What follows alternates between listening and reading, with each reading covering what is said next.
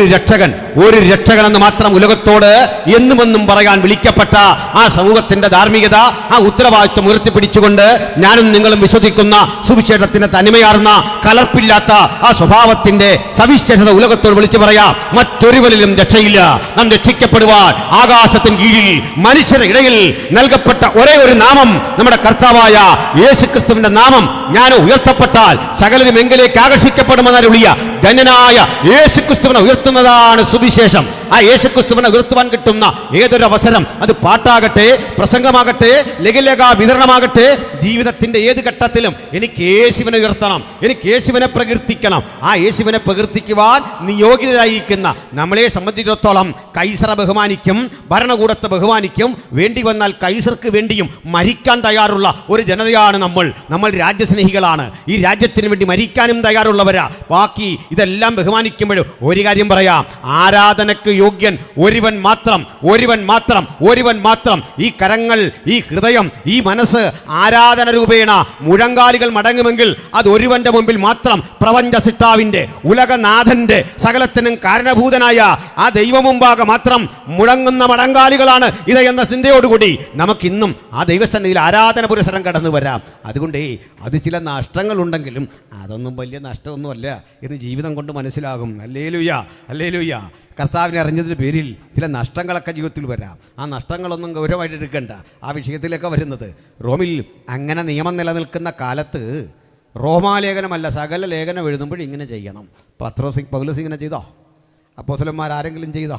അതിൻ്റെ അർത്ഥം എന്താ? ചിലതരം നിയമങ്ങൾക്ക് ഞങ്ങൾ വഴങ്ങില്ല, സാധിക്കില്ല. അത് ധിക്കാരമൊന്നുമില്ല, അത് നമ്മൾ പണ്ടേ തുടങ്ങിയതാണ്. നെബൂഖദ്നേസർ രാജാവേ ഇക്കാര്യത്തിൽ കോംപ്രമൈസ് ഇല്ല.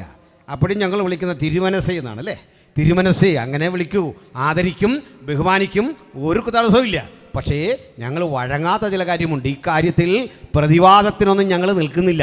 ഒറ്റ കാര്യം, ഞങ്ങളെ സൃഷ്ടിക്കുക, ഞങ്ങളെ നിയമിച്ചാക്കിയ ഒരു ദൈവം രക്ഷിച്ചാലും രക്ഷിച്ചില്ലെങ്കിലും. നമ്മൾ ചിലരൊക്കെ തിരുത്തിയിട്ട് പറയാറുണ്ട്, രക്ഷിച്ചാലേ നിൽക്കൂ, യഹോവ റാഫ. അങ്ങനെയാണെങ്കിൽ നമുക്ക് നോക്കാം, നമ്മളൊക്കെ പാടുന്നു കേട്ടോ. പാട്ടുകാരെ പറ്റിയില്ല കേട്ടോ, അവരല്ലല്ലോ പാട്ടെഴുതുന്നല്ലേ. അങ്ങനെയാണെങ്കിൽ ഞാൻ നിൽക്കും, അല്ലെ ഞാൻ എൻ്റെ വഴിക്ക് പോകുന്ന. അങ്ങനെയല്ല, രക്ഷിച്ചാലും രക്ഷിച്ചില്ലെങ്കിലും. ഈ നിശ്ചയദാർഢ്യം എത്ര ദൈവമക്കൾക്കുണ്ട്.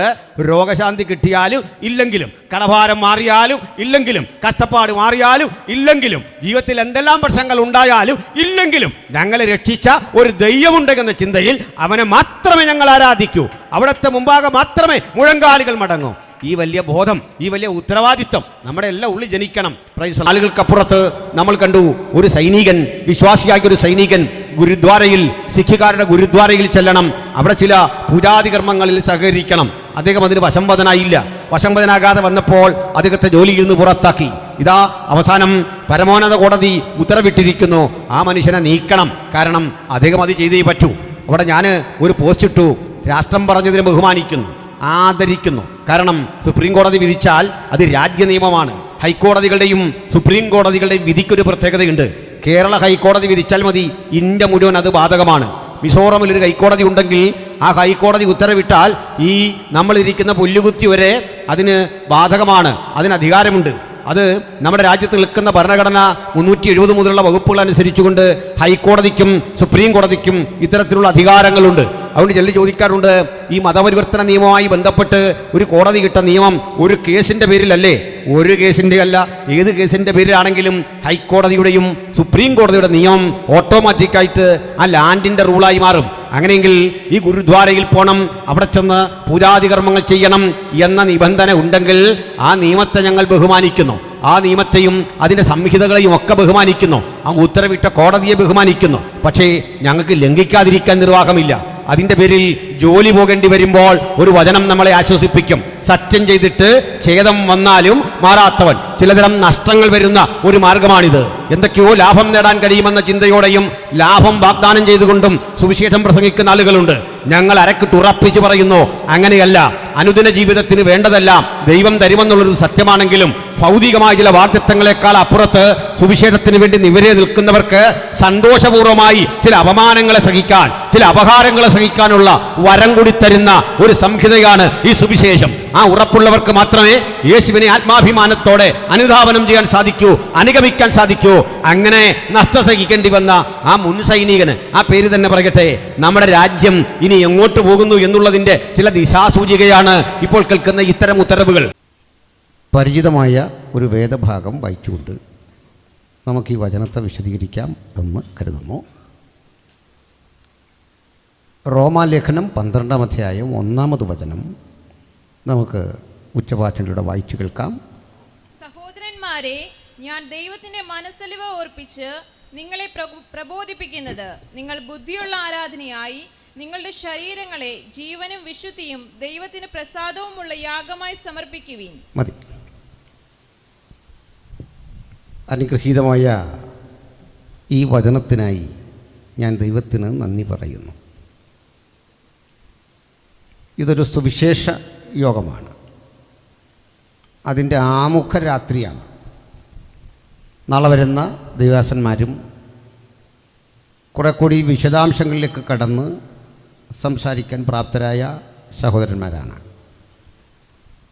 അതുകൊണ്ട് തന്നെ ഞാനതിന് ഒരു തുടക്കം കുറിച്ചുകൊണ്ട് സുവിശേഷം സംബന്ധിച്ചുള്ള ഈ ദേശം അത് കേട്ടിരിക്കേണ്ടതിൻ്റെ ആവശ്യകത, അതെങ്ങനെയൊക്കെ സമൂഹത്തെ രൂപാന്തരപ്പെടുത്തുന്നു എന്നും അതെങ്ങനെയൊക്കെ രാജ്യാന്തര തലങ്ങളിൽ ഇന്നുവരെയുള്ള ലോക ചരിത്രത്തിൽ ഫലപ്രദമായി എന്നും ഹ്രസ്വമായി ഒക്കെ ഒന്ന് വിശദീകരിക്കാനും ആഗ്രഹിക്കുകയാണ്. ആദ്യം തന്നെ പറയട്ടെ, സുവിശേഷത്തിന് 2 തലങ്ങളുണ്ട്. ഒന്നതിൻ്റെ സിദ്ധാന്തപരമായ കാര്യമാണ്. അതാണ് നമ്മൾ ബൈബിളിൽ വായിച്ച് മനസ്സിലാക്കുന്നതും കേൾക്കുന്നതും. കർത്താവായ യേശു എന്ന ദൈവപുത്രൻ ജഡത്തിൽ വെളിപ്പെട്ട് നമ്മുടെ രക്ഷകനായി ഭവിച്ചു എന്നുള്ള ആ ഹ്രസ്വമായ വാക്കുകൾ നമ്മൾ ഉദ്ധരിക്കുമ്പോൾ തന്നെ അതുതന്നെയാണ് അതിൻ്റെ ഐഡിയോളജി അല്ലെങ്കിൽ സിദ്ധാന്തം. അതിൻ്റെ പ്രായോഗികത ഞാനും നിങ്ങളും ഒക്കെയാണ്. നമ്മുടെ സാക്ഷ്യമാണ്, ജനങ്ങളിലേക്കുള്ള നമ്മളുടെ ഇറങ്ങിച്ചെല്ലലാണ്, സുവിശേഷം പറയാനുള്ള നമ്മുടെ വ്യഗ്രതയും സമർപ്പണവുമാണ്. ഇവയുടെ ഇമ്പാക്റ്റ് അഥവാ റിസൾട്ട് എന്ന് പറയുന്നത് ഒരു ജനതയുടെ വ്യക്തിപരമായ മോചനമാണ്. ഓരോ സമൂഹത്തിലെ ഓരോ അംഗങ്ങളുടെയും വ്യക്തിപരമായ മോചനമാണ്. ഞാനിത് ആമുഖം കുറിച്ചുകൊണ്ട് പറയാൻ ഇവിടെ നിൽക്കുമ്പോൾ അടുത്ത കാലത്തൊരു പ്രോഗ്രാമിന് എന്നെ ക്ഷണിച്ചു പോകാൻ സാധിച്ചില്ല. ഞാൻ മറ്റൊരു സ്ഥലത്തായതുകൊണ്ട്. മിഷണറിമാർ ഇന്ത്യയുടെ സംസ്കാരത്തെയും അതിൻ്റെ പൈതൃകത്തെയും ഒക്കെ നശിപ്പിച്ചു എന്നുള്ള ഒരു വിഷയത്തെപ്പറ്റി നമ്മുടെ സഹോദരന്മാർ തന്നെ നടത്തിയ ഒരു പ്രോഗ്രാമായിരുന്നു അത്. എൻ്റെ സുഹൃത്തുക്കളൊക്കെ അതിൽ പങ്കെടുത്തു. ഞാനതും ശ്രദ്ധയോടെ കാണാനും കേൾക്കാനും ഒക്കെ ഇടയായി. അതിൽ ഇന്ത്യയുടെ സംസ്കാരത്തെ മെച്ചപ്പെടുത്തിയെടുത്തു എന്നൊരു വാദമാണ് ഉയർന്നതെങ്കിൽ എനിക്ക് കുറേ കൂടി വ്യത്യസ്ത അഭിപ്രായമുണ്ട്. ഇന്ത്യയുടെ സംസ്കാരം എന്ന് വിളിച്ചു പോന്നിരുന്ന, തെറ്റിദ്ധരിച്ചിരുന്ന ചിലതിനെയൊക്കെ മിഷണറിമാർ നശിപ്പിച്ചിട്ടുണ്ട് എന്നതാണൊരു സത്യം. അങ്ങനെയാണ് അതിൻ്റെ ശരി. ഞാനതിന് ഒരു ഉദാഹരണം പറയാം.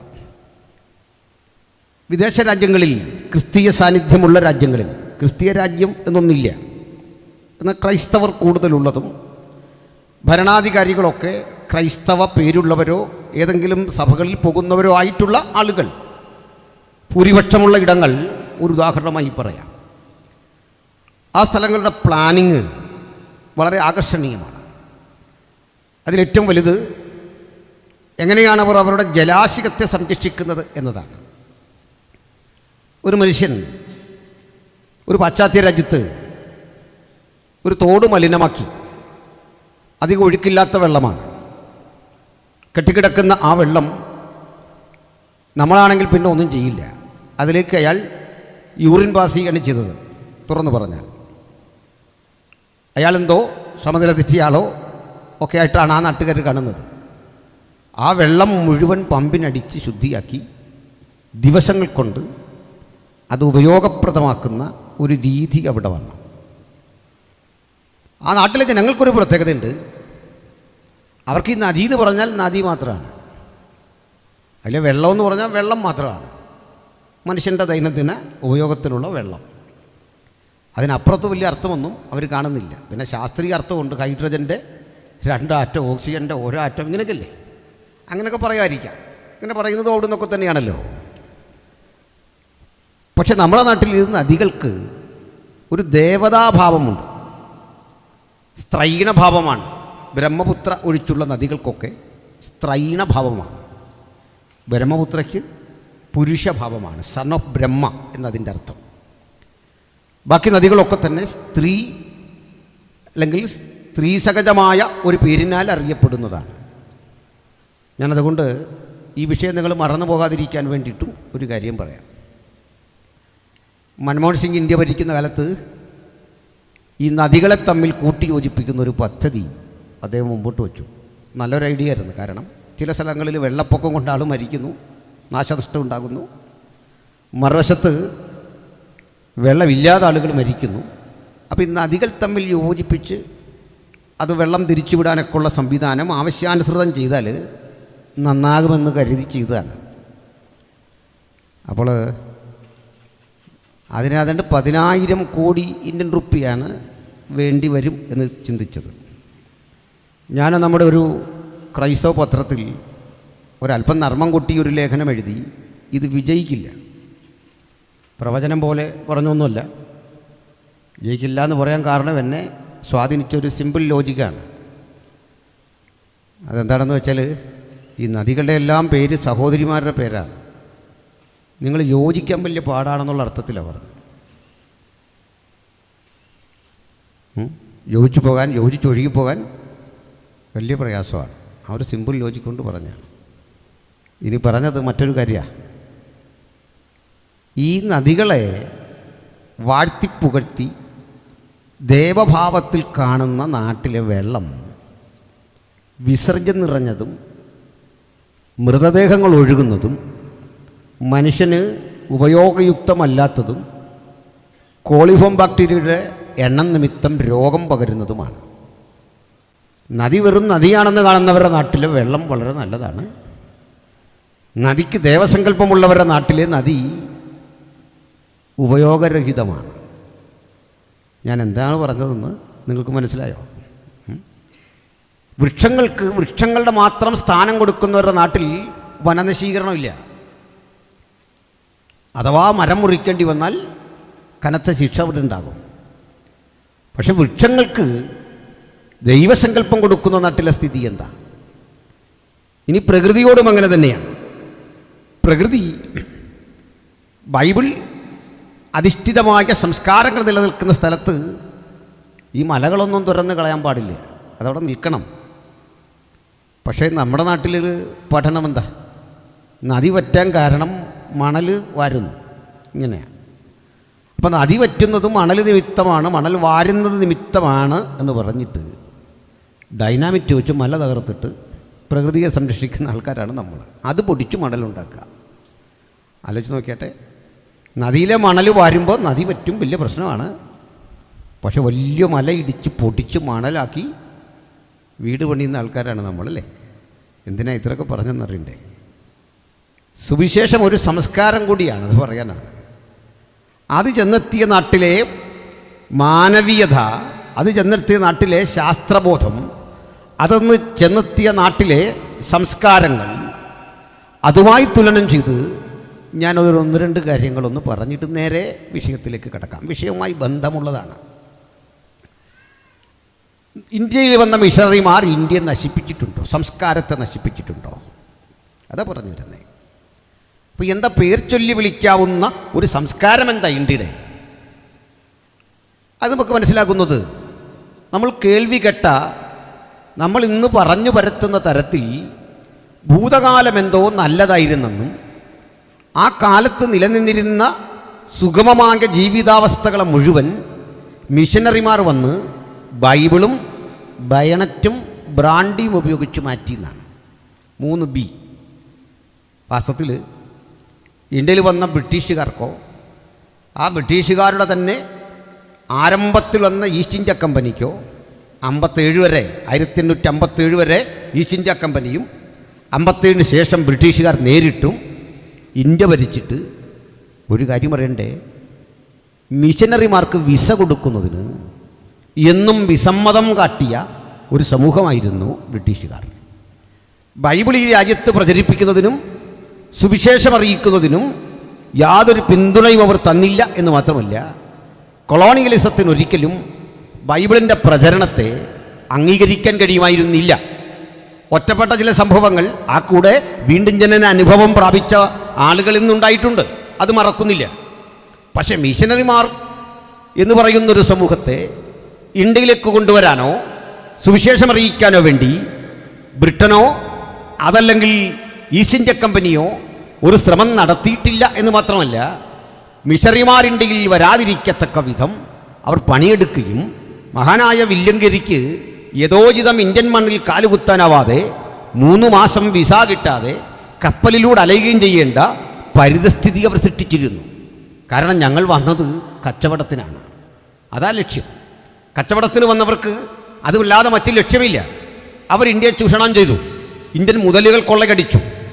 അപ്പോൾ ഇന്ത്യൻ മുതലുകൾ കൊള്ളയടിച്ചു എന്ന് ആവേശപുരസരം പറയുമ്പോൾ തന്നെ മറ്റൊരു കാര്യമുണ്ട്. അതിനു മുമ്പും ഈ മുതലും സ്വത്തുമൊന്നും സാധാരണ മനുഷ്യൻ്റെ പക്കലെത്തിയിട്ടില്ല. അതൊക്കെ തന്നെ രാജാവിൻ്റെ സ്വന്തമായിരുന്നു. 600-ൽ പരം നാട്ടുരാജാക്കന്മാർ കയ്യാളി വെച്ച ഭൂമി, അവിടെ ഉണ്ടായിരുന്ന സ്വത്തുക്കളും വകകളും എല്ലാം തന്നെ രാജാവിൻ്റെതാണ്. അതുകൊണ്ടാണ് നിങ്ങളുടെ പട്ടയങ്ങൾ പരതിയാൽ, ആധാരം പരതിയാൽ ഇന്നും പ്രാകൃതമായൊരു ഭാഷ കാണാം. ഭൂമിയുടെ സ്വഭാവം എന്താ എഴുതിയിട്ടുണ്ട്? പണ്ടാരപ്പാട്ടവക. പണ്ടാരപ്പാട്ടവക എന്ന പദം തന്നെ ഉച്ചാരണ വൈകല്യമാണ്. ഭണ്ഡാരം എന്ന് പറയുന്നത് ഭണ്ഡാരം ഭായാണ്, ഉച്ചാരണ വൈകല്യം കൊണ്ട് പായായി. അപ്പോൾ അതിലും ഒരു തമാശയുണ്ട്. അങ്ങനെ വന്ന തെറ്റും ഇന്നും നമ്മൾ എഴുതി അങ്ങനെ തന്നെ പോരുകയാണ്. 1864 പണ്ടാരപ്പാട്ടവക എന്ന് പറയുന്ന നിയമം തന്നെ ഇന്ത്യയിലുണ്ടാവുന്നത്. ഈ പണ്ടാരമെന്ന് രാജാക്കന്മാർ പോലും പറയാൻ കാരണം ഇവർക്കും ഭാഷയൊന്നും ഉണ്ടായിരുന്നില്ല. ഈസ്റ്റ് ഇന്ത്യ കമ്പനി എന്ന് പറയാൻ രാജാക്കന്മാർക്ക് അറിയില്ലായിരുന്നു. അതുകൊണ്ട് അവർ കഷ്ടപ്പെട്ട് ഇംഗ്ലീഷ് കമ്പനി എന്ന് പറയാൻ ശ്രമിച്ചിട്ട് അത് ഒത്തില്ല. നിങ്ങൾ പി രാമനുണ്ണിയുടെ, ഭാസ്കരൻ ഉണ്ണിയുടെ 19-ാം നൂറ്റാണ്ടിലെ കേരളം എന്നൊരു പുസ്തകമുണ്ട്. സുവിശേഷകരൊക്കെ വായിക്കേണ്ടതാണ്. പരസ്യങ്ങൾ നടത്താൻ വേണ്ട റെലവൻറ്റ് മെറ്റീരിയൽസ് ഇഷ്ടം പോലെ ഉണ്ട്. വില്യൻ ലോഗൻ്റെ മലബാർ മാനുവലുണ്ട്. ഇതൊക്കെ മാതൃഭൂമിയിൽ അവൈലബിളാണ്. ഈ പുസ്തകം വായിച്ചാൽ ഈ അന്നത്തെ രാജാക്കന്മാർ ഈസ്റ്റ് ഇന്ത്യ കമ്പനി എന്ന് പറയാൻ അറിയാഞ്ഞിട്ട് ഇംഗ്ലീഷ് കമ്പനി എന്ന് പറയാൻ ശ്രമിച്ച് അതും പരാജയപ്പെട്ടിട്ട് പറഞ്ഞ പദം എഴുതി വെച്ചിട്ടുണ്ട്. ഈ ഇംഗ്ലീഷ് കമ്പനി എന്നതിന് രാജാവ് പറഞ്ഞത് ഇംഗ്രീച്ച് കുമ്മഞ്ചി എന്നാണ്. ഇംഗ്രീച്ച് കുമ്മഞ്ചി, മനസ്സിലായില്ലേ? അപ്പോൾ നമുക്ക് നല്ലൊരു പാരമ്പര്യമുണ്ട്. നമ്മുടെ രാജാക്കന്മാർ ശ്രേഷ്ഠരായിരുന്നു എന്നൊക്കെ പറയുമ്പോഴും ഇന്ന് കാണുന്ന മലയാള ഭാഷയോ ഇന്ന് കാണുന്ന സംസ്കാരമോ ഒന്നും ഒരു 150-100 കൊല്ലങ്ങൾക്ക് മുമ്പൊന്നും ഇവിടെ ഒന്നും ഉണ്ടായിരുന്നില്ല. അപ്പം നാടിനെ മാറ്റിയത്, സംസ്കാരത്തെ തൊട്ടുണർത്തിയത്, പ്രാകൃതങ്ങളായ ആശയങ്ങളെ മുഴുവൻ ഉന്മൂലനം ചെയ്തുകൊണ്ട് ഒരു പുത്തൻ ജീവിത വ്യവസ്ഥ മലയാളിയുടെ മുമ്പിൽ തുറന്നിട്ടത് ഒരു രാഷ്ട്രീയ കക്ഷിയുമല്ല, അത് വിശുദ്ധ ബൈബിളും അതിൻ്റെ പ്രചാരകരുമാണ്. അതുകൊണ്ട് ഈ നാട് കേട്ടിരിക്കേണ്ട ഉജ്ജ്വലമായ സന്ദേശം യേശുക്രിസ്തുവിൻ്റെ സുവിശേഷമാണ്.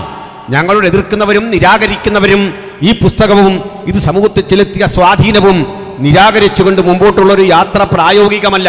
കാരണം ഇന്ത്യയിലെ 125-ൽ പരം ഭാഷകൾക്ക് നിഘണ്ടു ഉണ്ടാക്കുകയും 85-ലധികം ഭാഷകൾക്ക് വ്യാകരണം സൃഷ്ടിക്കുകയും ചെയ്തുകൊണ്ട് ഭാഷയെ, സാഹിത്യത്തെ, സംസ്കാരത്തെ ഇന്ന് കാണുന്ന അളവിലേക്ക് പടുത്തുയർത്തി ഇന്ത്യ, അല്ലെങ്കിൽ വേറിട്ട് പറഞ്ഞാൽ നമ്മുടെ കേരളം, നമ്മുടെ മാനവ സമൂഹത്തിന് ജീവിക്കാൻ അനുഗുണമായ അന്തരീക്ഷം സൃഷ്ടിച്ചത് വിശുദ്ധ ബൈബിളാണ്.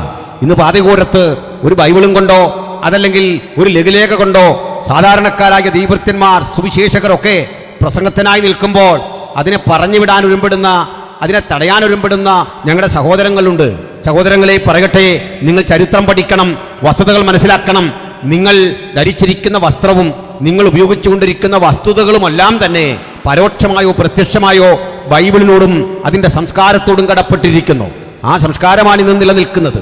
നിങ്ങൾ കണ്ടിട്ടുണ്ട് ചാനലുകളിലെ ചർച്ചയ്ക്ക് വന്നിരിക്കുന്ന സുഹൃത്തുക്കൾ ഈ വിശുദ്ധ ബൈബിളും അത് കൊടുത്ത സംസ്കാരത്തെയും എതിർക്കുമ്പോൾ ഈ വന്നിരിക്കുന്ന ആളുകളൊന്നും തന്നെ ഇത്തരത്തിൽ ഷർട്ടിടാതെയോ അല്ലെങ്കിൽ ശരീരം മറച്ച ഒരു വസ്ത്രമില്ലാതെയോ അല്ല വന്നിരിക്കുന്നത്. നമുക്കെതിരെ പറയുമ്പോഴും ഓർക്കണം, ഇതൊക്കെ ഒരു പ്യൂരിറ്റൻ അല്ലെങ്കിൽ നമ്മളറിയുന്ന പാശ്ചാത്യ സംസ്കാരത്തിൽ നിന്നൊക്കെ രൂപപ്പെട്ട വിക്ടോറിയൻ കാല സംസ്കാരത്തിൻ്റെ ഒക്കെ സ്വാധീനത്താൽ രൂപപ്പെട്ടു വന്നതാണ്.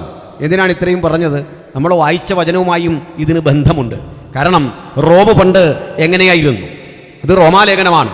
റോമാലേഖനം എന്ന് കേൾക്കുമ്പോൾ നമ്മുടെ മനസ്സിലേക്ക് റോം എന്ന പദം രണ്ടാശയം തരും. ഒന്ന്, ഏതാണ്ട് 5000 മൈൽ നീളത്തിൽ 4000 മൈൽ വീതിയിൽ വിസ്തൃതമായി കിടന്നിരുന്ന റോമൻ സാമ്രാജ്യമുണ്ട്. അതിൻ്റെ ഒരു ക്യാപിറ്റൽ സിറ്റി ടൈബർ നദിയുടെ തീരത്തുണ്ടായിരുന്നു. അതിൻ്റെ പേര് city of Rome, Roman city.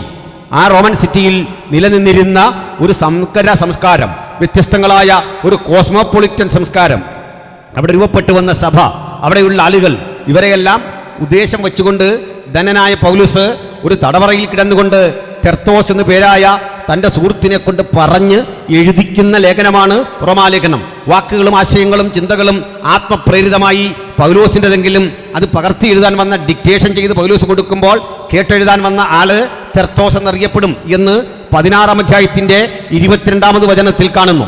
ഈ തെർത്തോസ് 16 അധ്യായമുള്ള ഈ പുസ്തകം കേട്ടെഴുതാൻ വേണ്ടി പലയാവർത്തി ഇവിടെ വന്നെങ്കിലേ സാധിക്കൂ. കാരണം അന്ന് പാപ്പിറസോ അതല്ലെങ്കിൽ മൃഗത്തിൻ്റെ തോലോ ഉപയോഗിച്ച് എഴുതുന്ന പ്രാകൃതമായ ആ കാലത്ത് തടവുള്ളികളുടെ ആ തടവറയിൽ അതിൻ്റെ സൂക്ഷിപ്പുകാരുടെ അനുമതി വാങ്ങിക്കൊണ്ടും രാജ്യത്ത് നിലനിൽക്കുന്ന നിയമത്തെ ബഹുമാനിച്ചുകൊണ്ടുമൊക്കെ ഇത് ചെയ്യാൻ സാധിക്കുകയുള്ളൂ. കാരണം ഈ എഴുതുന്നതിൽ അല്പം രാഷ്ട്രവിരുദ്ധമായ കാര്യമുണ്ട്. രാഷ്ട്രവിരുദ്ധമായ കാര്യം ബൈബിളിൽ പലയിടത്ത് കാണാം. അന്നത്തെ രാഷ്ട്രത്തിൻ്റെ അതേ പൗലോസ് തന്നെ പറയുന്നുണ്ട്, രാജ്യ നിയമങ്ങൾക്ക് നിങ്ങൾ കീഴടങ്ങിയിരിക്കണം എന്ന് കാണുന്നുണ്ട്. രാജ്യ നിയമങ്ങൾക്ക് കീഴടങ്ങിയിരിക്കാൻ പറഞ്ഞ പൗലോസ് ചില രാജ്യ നിയമങ്ങൾ ലംഘിക്കുന്നുണ്ട്. എന്താണ് ആ രാജ്യ നിയമങ്ങളുടെ ലംഘനം? അതിൻ്റെ തനിമയുള്ള ഒരു ഉദാഹരണം ഏതാനും നാളുകൾക്കപ്പുറത്ത് നമ്മൾ കണ്ടു. ഒരു സൈനികൻ, വിശ്വാസിയായ ഒരു സൈനികൻ ഗുരുദ്വാരയിൽ, സിഖുകാരുടെ ഗുരുദ്വാരയിൽ ചെല്ലണം, അവിടെ ചില പൂജാതി കർമ്മങ്ങളിൽ സഹകരിക്കണം. അദ്ദേഹം അതിന് വശംവദനായില്ല. വശംവദനാകാതെ വന്നപ്പോൾ അദ്ദേഹത്തെ ജോലിയിൽ നിന്ന് പുറത്താക്കി. ഇതാ അവസാനം പരമോന്നത കോടതി ഉത്തരവിട്ടിരിക്കുന്നു, ആ മനുഷ്യനെ നീക്കണം. കാരണം അദ്ദേഹം അത് ചെയ്തേ പറ്റൂ. അവിടെ ഞാൻ ഒരു പോസ്റ്റ് ഇട്ടു, രാഷ്ട്രം പറഞ്ഞതിനെ ബഹുമാനിക്കുന്നു, ആദരിക്കുന്നു. കാരണം സുപ്രീം കോടതി വിധിച്ചാൽ അത് രാജ്യ നിയമമാണ്. ഹൈക്കോടതികളുടെയും സുപ്രീം കോടതികളുടെയും വിധിക്കൊരു പ്രത്യേകതയുണ്ട്. കേരള ഹൈക്കോടതി വിധിച്ചാൽ മതി, ഇന്ത്യ മുഴുവൻ അത് ബാധകമാണ്. മിസോറമിൽ ഒരു ഹൈക്കോടതി ഉണ്ടെങ്കിൽ ആ ഹൈക്കോടതി ഉത്തരവിട്ടാൽ ഈ നമ്മളിരിക്കുന്ന പുല്ലുകുത്തി വരെ അതിന് ബാധകമാണ്, അതിന് അധികാരമുണ്ട്. അത് നമ്മുടെ രാജ്യത്ത് നിൽക്കുന്ന ഭരണഘടന 370 മുതലുള്ള വകുപ്പുകൾ അനുസരിച്ചുകൊണ്ട് ഹൈക്കോടതിക്കും സുപ്രീം കോടതിക്കും ഇത്തരത്തിലുള്ള അധികാരങ്ങളുണ്ട്. അതുകൊണ്ട് ചിലർ ചോദിക്കാറുണ്ട്, ഈ മതപരിവർത്തന നിയമവുമായി ബന്ധപ്പെട്ട് ഒരു കോടതി കിട്ട നിയമം ഒരു കേസിൻ്റെ പേരിലല്ലേ?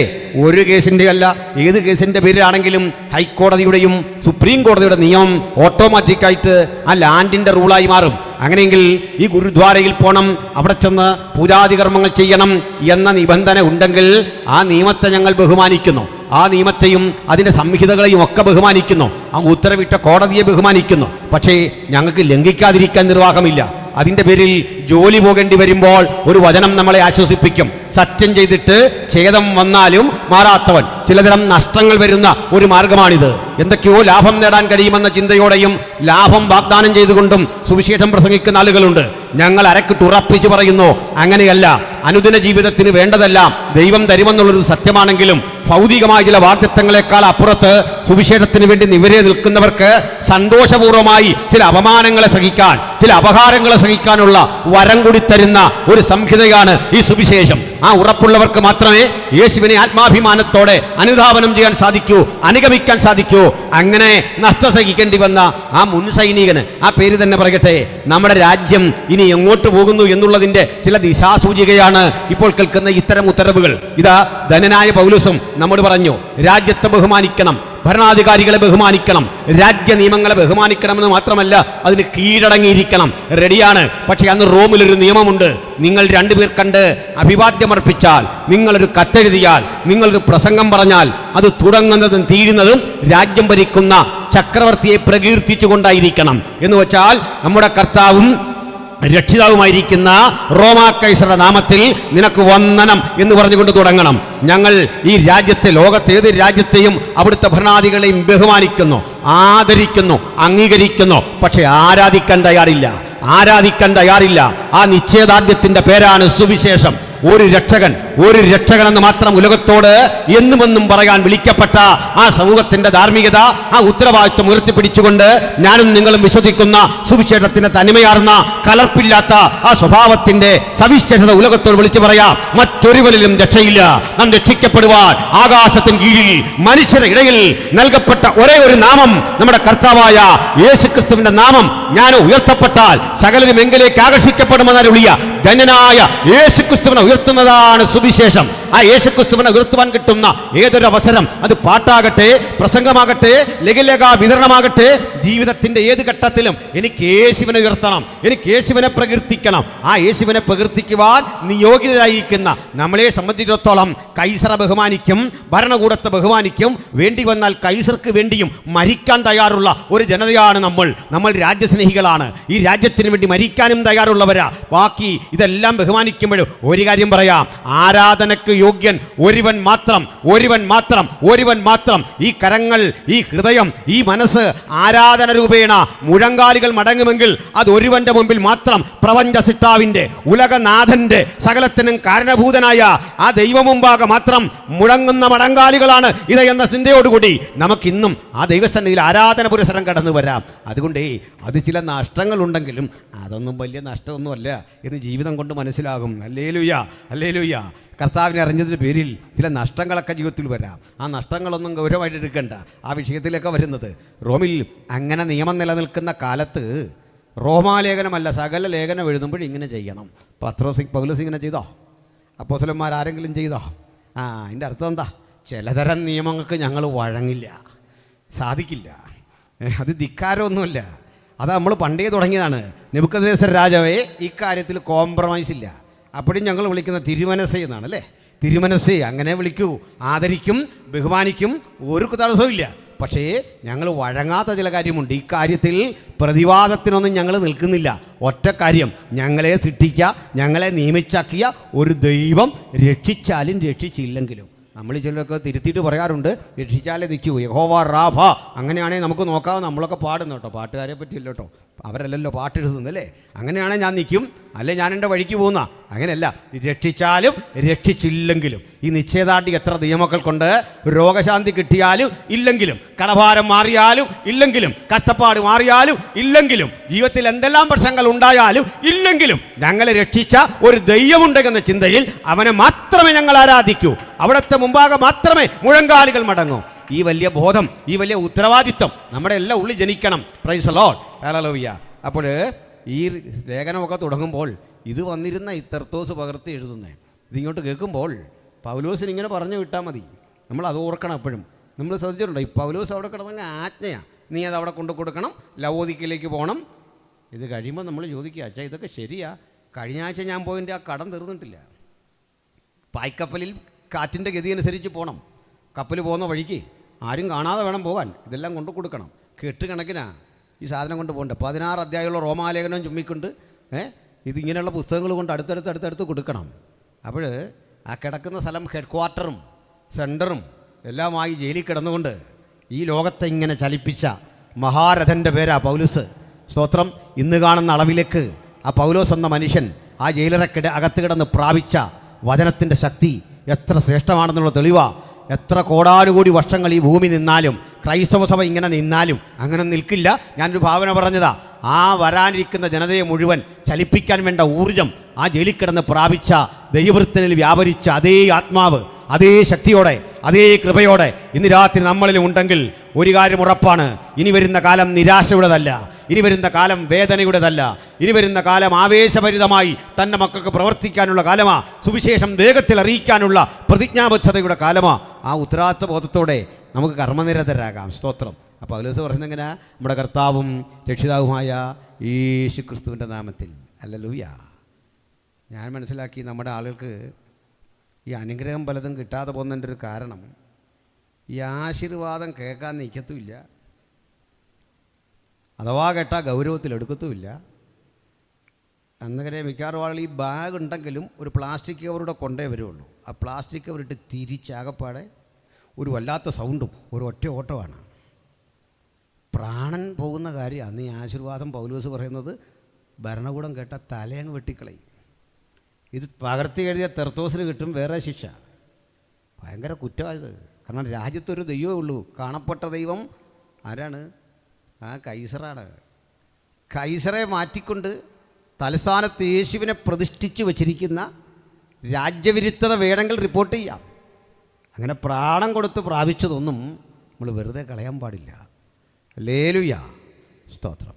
അപ്പോൾ ഈ പുസ്തകത്തിൽ ചിന്താർഹമായ ഒരാശയമാണ് നമ്മൾ വായിച്ചത്. അല്പം കൂടി റോമിനെ പറ്റി ഞാനൊന്ന് പറയാം. ഏതാണ്ട് 5 തരത്തിലെ ആളുകളെ റോമിൽ കാണാം. 5 തരത്തിലെ ആളുകൾ. സൂക്ഷ്മാംശങ്ങളിൽ പഠിക്കുമ്പോൾ 5 തരത്തിലും അല്ലാതെ ഒരു 3 തരത്തിലും കാണാം. 5 തരത്തിൻ്റെ ലിസ്റ്റ് ഞാനൊന്ന് പറയാം. ഒന്ന് റോമിലെ ഉന്നത പൗരന്മാരാണ്, പെട്രീഷ്യന്മാർ എന്നവർ വിളിക്കും. രണ്ടാമത്തെ ആളുകൾ പ്ലീബിയൻസ് എന്നറിയപ്പെടും. പെബ്ലിയൻസ് എന്നും ചില ഉച്ചാരണങ്ങളിൽ കാണുന്നു. മൂന്നാമതൊരു കൂട്ടരുണ്ട്, ക്ലൈൻസ് എന്നാണ് പറയുക. ഇനിയൊരു കൂട്ടരുണ്ട് ഡൂലോസ് എന്നാണ് പറയുക. ഇനിയൊരു കൂട്ടരുണ്ട് എക്ഡുലോസ് എന്നാണ് പറയുക. ഇത് പറയുന്ന പോലെ കട്ടിയൊന്നുമല്ല. ഡൂലോസൊക്കെ നമുക്കറിയാമല്ലോ അല്ലേ? കട്ടിയുള്ള കാര്യമൊന്നുമല്ല. ആദ്യത്തെ കാര്യം പെട്രീഷ്യനാണ്. അതിൻ്റെ അർത്ഥം അംബാനിയെപ്പോലെ അദാനിയെപ്പോലൊക്കെയുള്ള വലിയ കോടീശ്വരന്മാർ. അങ്ങനെയുള്ള ആരെങ്കിലും ഉണ്ട് എന്ന് കൈയുയർത്തിയാട്ടെ? ഇല്ല. അപ്പോൾ കേൾക്കുന്നുണ്ട്. നമ്മുടെ ആളുകൾ എന്താണെന്നറിയാം, കൈവെക്കും. അതുകൊണ്ടാണ്. അപ്പോൾ അംബാനിയെപ്പോലെ അദാനിയെപ്പോലൊക്കെ ഉള്ള വലിയ കോടീശ്വരന്മാർ, രത്നവ്യാപാരികൾ, കപ്പൽ പ്രമാണിമാർ, അതിസമ്പന്നരായ മനുഷ്യർ, ഇതാണ് പെട്രീഷ്യൻസ്, അല്ലെങ്കിൽ ആ കുലത്തിൽ ജനിച്ചവർ. അങ്ങനെ ആകണം പൗലൂസിനൊക്കെ ഉന്നത റോമൻ പൗരത്വം. അടുത്തത് പ്ലീബിയൻസ് ഉണ്ട്. അവരൊരു ഇടത്തരക്കാരാണ്. ഇവരിത് വളരെ അകലമാണ്, വളരെ അകലമാണ്. സമ്പന്നരാണ്, പക്ഷേ എത്തിപ്പിടിക്കാനാവാത്ത ഉയരത്തിലാണ് പെട്രീഷ്യൻ. പെട്രീഷ്യനെ വെറുതെ ചോദ്യം ചെയ്യാനൊന്നും പറ്റില്ല, ഒരു രക്ഷയില്ല. അവർക്ക് ഒത്തിരി അവകാശങ്ങളും അധികാരങ്ങളും, പ്രിവിലേജസ് എന്ന് പറയും, ഒത്തിരി റൈറ്റ്സ് ഉണ്ട്. ഒരു MLA ക്കെതിരെ കേസ് വന്നാൽ പെട്ടെന്നൊന്നും അറസ്റ്റ് ചെയ്യാൻ പറ്റില്ല. നിയമം അങ്ങനെ ഈ രാജ്യത്ത്. കാരണം എന്താ? അവർ സ്പീക്കറുടെ കീഴിലാണ്, സ്പീക്കറുടെ അനുമതി വാങ്ങണം.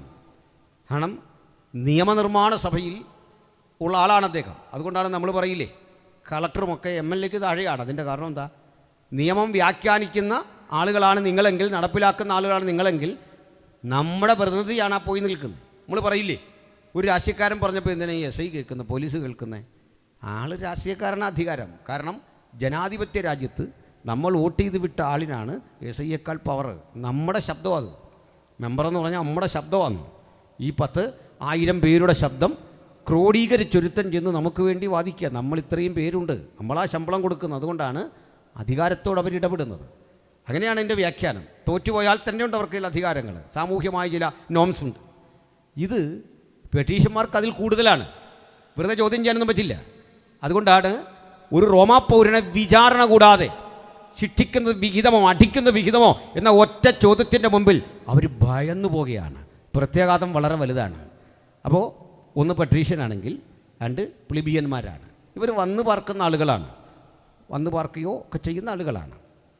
സമ്പന്നരാണ്, കച്ചവട താല്പര്യാർത്ഥമൊക്കെ വന്നിട്ടുള്ള ആളുകളാണ്. നമ്മുടെ ലുദിയ ഒക്കെ ഉണ്ടല്ലോ, ഇങ്ങനെയാണ് രക്താംബരം വിൽക്കുന്ന ലുദിയ. യഹൂദ സ്ത്രീയാണ്, പക്ഷെ അവിടെ ചെന്നപ്പോൾ അവിടെ അങ്ങനെ വന്ന് പാർത്തതാണ്. യഹൂദ സ്ത്രീ എന്ന് ഞാൻ പറഞ്ഞത് ഈ ആളുകളുടെ പേര് കൊണ്ട് ഏകദേശം അവരുടെ കൾച്ചറും എവിടുന്ന് വന്നവരും നോക്കി നമുക്ക് മനസ്സിലാക്കാമല്ലോ. അങ്ങനെയല്ലേ? ഏകദേശം മനസ്സിലാക്കത്തില്ലേ? ഇല്ലേ? ഞാൻ എൻ്റെ ജീവിതത്തിൽ ഇതുവരെ ശോശാമ എന്ന പേരുള്ള ഒരു മദാമയെ കണ്ടിട്ടില്ല. അതുകൊണ്ട് പറഞ്ഞാണ്. ഒരു മിഷണറി നമ്മോട് ഇവിടെ ഇന്ന് സംസാരിക്കാനുണ്ട്, അങ്കച്ചൻ എന്നാ പേര്. ഞാനങ്ങനെ കണ്ടിട്ടില്ല, അതുകൊണ്ട് പറഞ്ഞാണ്. അച്ചൻകുഞ്ഞെന്ന പേരുള്ള ഒരു സായിപ്പിനെ ജീവിതത്തിൽ ഇതുവരെ ഞാൻ കണ്ടിട്ടില്ല, അതുകൊണ്ട് പറഞ്ഞാണ്. അതൊക്കെ നമ്മുടെ ആൾക്കാരാണ്. അച്ചൻകുഞ്ഞ് അല്ലെങ്കിൽ ഇങ്ങനെയൊക്കെയുള്ള പേരുകൾ മലയാളി പേരുകൾ, അതുകൊണ്ട് പറഞ്ഞാണ്. ശരിയല്ലേ? അപ്പോൾ ലുധിയ എന്നുള്ള പേര് കേട്ട് ഞാനങ്ങ് സങ്കല്പിച്ചത്. നിങ്ങൾ പിടങ്ങേണ്ട കാര്യമില്ല, അവരാരെങ്കിലും ആകട്ടെ. അപ്പോൾ ഇതുപോലെ പെബ്ലിയന്മാരങ്ങനെയാണെങ്കിൽ മൂന്നാമതൊരു കൂട്ടരുണ്ട്, ക്ലൈൻസ്. ഈ പദങ്ങൾ കേട്ടിട്ടുണ്ട്. വക്കീൽ പറയില്ലേ, എൻ്റെ ക്ലൈൻറ്റിൻ്റെ കാര്യത്തിൽ അതിൻ്റെ ഉത്തരവാദിത്തം, കക്ഷി എന്നതിൻ്റെ അർത്ഥം. അപ്പോൾ ഇവരും വന്നിട്ടുള്ള ആൾക്കാരാണ്, പണിയെടുപ്പിക്കാൻ വേണ്ടി കൊണ്ടുവന്ന ഡെയിലി വേജസ്സുകാരാണ്. ഡെയിലി വേജസ് ആയതുകൊണ്ട് തന്നെ മറ്റധികാരങ്ങളും അവകാശങ്ങളുമില്ല. നേരെ പോയി ഗവർണർ മുമ്പിലൊന്നും നിൽക്കാൻ പറ്റില്ല. ഒരു പെട്രീഷ്യൻ അല്ലെങ്കിൽ അയാൾ ചുമതലപ്പെടുത്തുന്ന ഒരാൾ വന്നു വേണം ഇയാൾക്ക് വേണ്ടി സംസാരിക്കാൻ കോടതിയിൽ. അങ്ങനെ വക്കീലെന്നൊക്കെ ഒരാശയം വരുന്നത്. നിയമം അറിയാവുന്ന, റോമിനെ പറ്റി അറിയാവുന്ന ഒരാൾ, റോമൻ കൾച്ചർ അറിയാവുന്ന ഒരാൾ ഇതെൻ്റെ ക്ലൈൻ്റാണ്, ഞാൻ വില കൊടുത്ത് മേടിച്ച ആളാണ്, ഡെയിലി വേജസിനാണ് മേടിച്ചിരിക്കുന്നത്, ഇങ്ങനെയൊക്കെയാണ്. അതാ ക്ലൈൻസ്. ഈ മൂന്നാമത്തെ കൂട്ടരാണ് ഡൂലോസ് എന്ന് പറയുന്നത്. അവരടിമകളാണ്, അവർക്ക് കൂലിയില്ല, പകരം ഭക്ഷണം, ജോലിക്ക് പകരം ഭക്ഷണം, വേവിച്ച ഗോതമ്പും മുതിരയും ഉപ്പിട്ട് ഭക്ഷിക്കാൻ കൊടുക്കുക, എന്നിട്ട് ജോലി ചെയ്യുക. ഇതാണ് സ്ഥിതി. ഇനി ഇവരിൽ നിന്ന് മോചിതരായ ആളുകളുണ്ട്, അവരെ എക്ഡുലോസ് എന്നാണ് പറയുക, ഡുലോയ് എന്ന് ബഹുവചനം. ഇവിടുന്ന് ഇവരെ മോചിപ്പിച്ചെടുക്കുക. ഇത്രയും തരത്തിൽ ആളുകളുണ്ട്. മോചിപ്പിച്ച് എടുത്ത ആളും സത്യത്തിൽ ഈ രണ്ടാമത്തെ പദവിയിലൊക്കെ എത്തത്തേ ഉള്ളൂ. അതിനപ്പുറത്തേക്കൊക്കെ പോകാൻ ഭയങ്കര പാടാണ്, ബുദ്ധിമുട്ടാണ്. പക്ഷെ ഒരു പ്രശ്നം ഇവിടെയുണ്ട്. ഈ 5 തരം ആളുകൾ സംഘർഷഭരിതമായൊരു കാലാവസ്ഥയിലൂടെ പോകുകയാണ്. എപ്പോഴും ഒരു സംഘർഷമുണ്ടാകാം. അതുകൊണ്ട് തന്നെ ബുദ്ധിമാന്മാരായിരുന്നു പട്രീഷ്യന്മാർ. ഇവർ ആയോധനകല പഠിക്കുന്ന അടിമകളുണ്ട്. ആയോധനകല എന്ന് പറഞ്ഞാൽ അഭ്യാസമൊക്കെ പഠിക്കുന്ന അടിമകൾ. ഇത് പറഞ്ഞപ്പോഴാണ് ഓർത്തത്, ഈ കുട്ടികളൊക്കെ പറയില്ലേ അന്യായ തള്ള എന്ന് പറയില്ലേ. എൻ്റെ ജീവിതത്തിൽ ഞാൻ 3 തരം ആളുകളിൽ നിന്നാണ് ഈ തള്ള് എന്ന് പറയുന്ന വിധത്തിലെ കാര്യം കേട്ടത്. ക്ഷമിക്കണം അത് പറയുന്നില്ല. ഒന്ന് ഈ മിലിറ്ററിയിൽ നിന്ന് വന്നിട്ടുള്ള ആൾക്കാർ, യുദ്ധത്തിലൊക്കെ പോയ കഥ കേൾക്കുമ്പോൾ, ഇവിടെയൊക്കെ ബാല്യത്തിൽ ഇത് കേട്ടിട്ടില്ലേ. ഞാൻ കാർഗിൽ തൊട്ടടുത്തിരിക്കുകയായിരുന്നു. അപ്പോഴാണ് പാകിസ്ഥാൻ ഇങ്ങോട്ട് നിരന്തരം മിസൈൽ എടുത്തെറിയുന്നു. ഞാനും ഒരു വെട്രിവേലും ഉണ്ട്. ഇങ്ങനെ നോക്കിക്കൊണ്ടിരിക്കുമ്പോൾ ആന്ധ്രയിലെ വെട്രിവേൽ അവിടെ നിൽക്കുന്നു. ഞാൻ ആ മിസൈലെല്ലാം എടുത്ത് കാപ്പി തിളപ്പിച്ചെന്നു. നമ്മുടെ ബാല്യത്തിൽ ഇതൊക്കെ കേട്ടിട്ടുണ്ട്. നേരാന്നോർത്ത് നമ്മളിങ്ങനെ അടുത്ത കഥ കേൾക്കാനിരിക്കുക. രണ്ടാമത്തെ ആൾക്കാർ ഈ അഭ്യാസികളാണ്. പുള്ളി അടിച്ച് നിരത്തിയ കഥയാണ് പറയുന്നത്. സ്കൂളിലൊക്കെ പഠിക്കുന്ന കാലത്ത് ഇവൻ അടിച്ചതും അല്ലേ. മൂന്നാമത്തെ ആളുകൾ ഭൂതത്തെ ഇറക്കുന്ന പാസുമാരാണ്.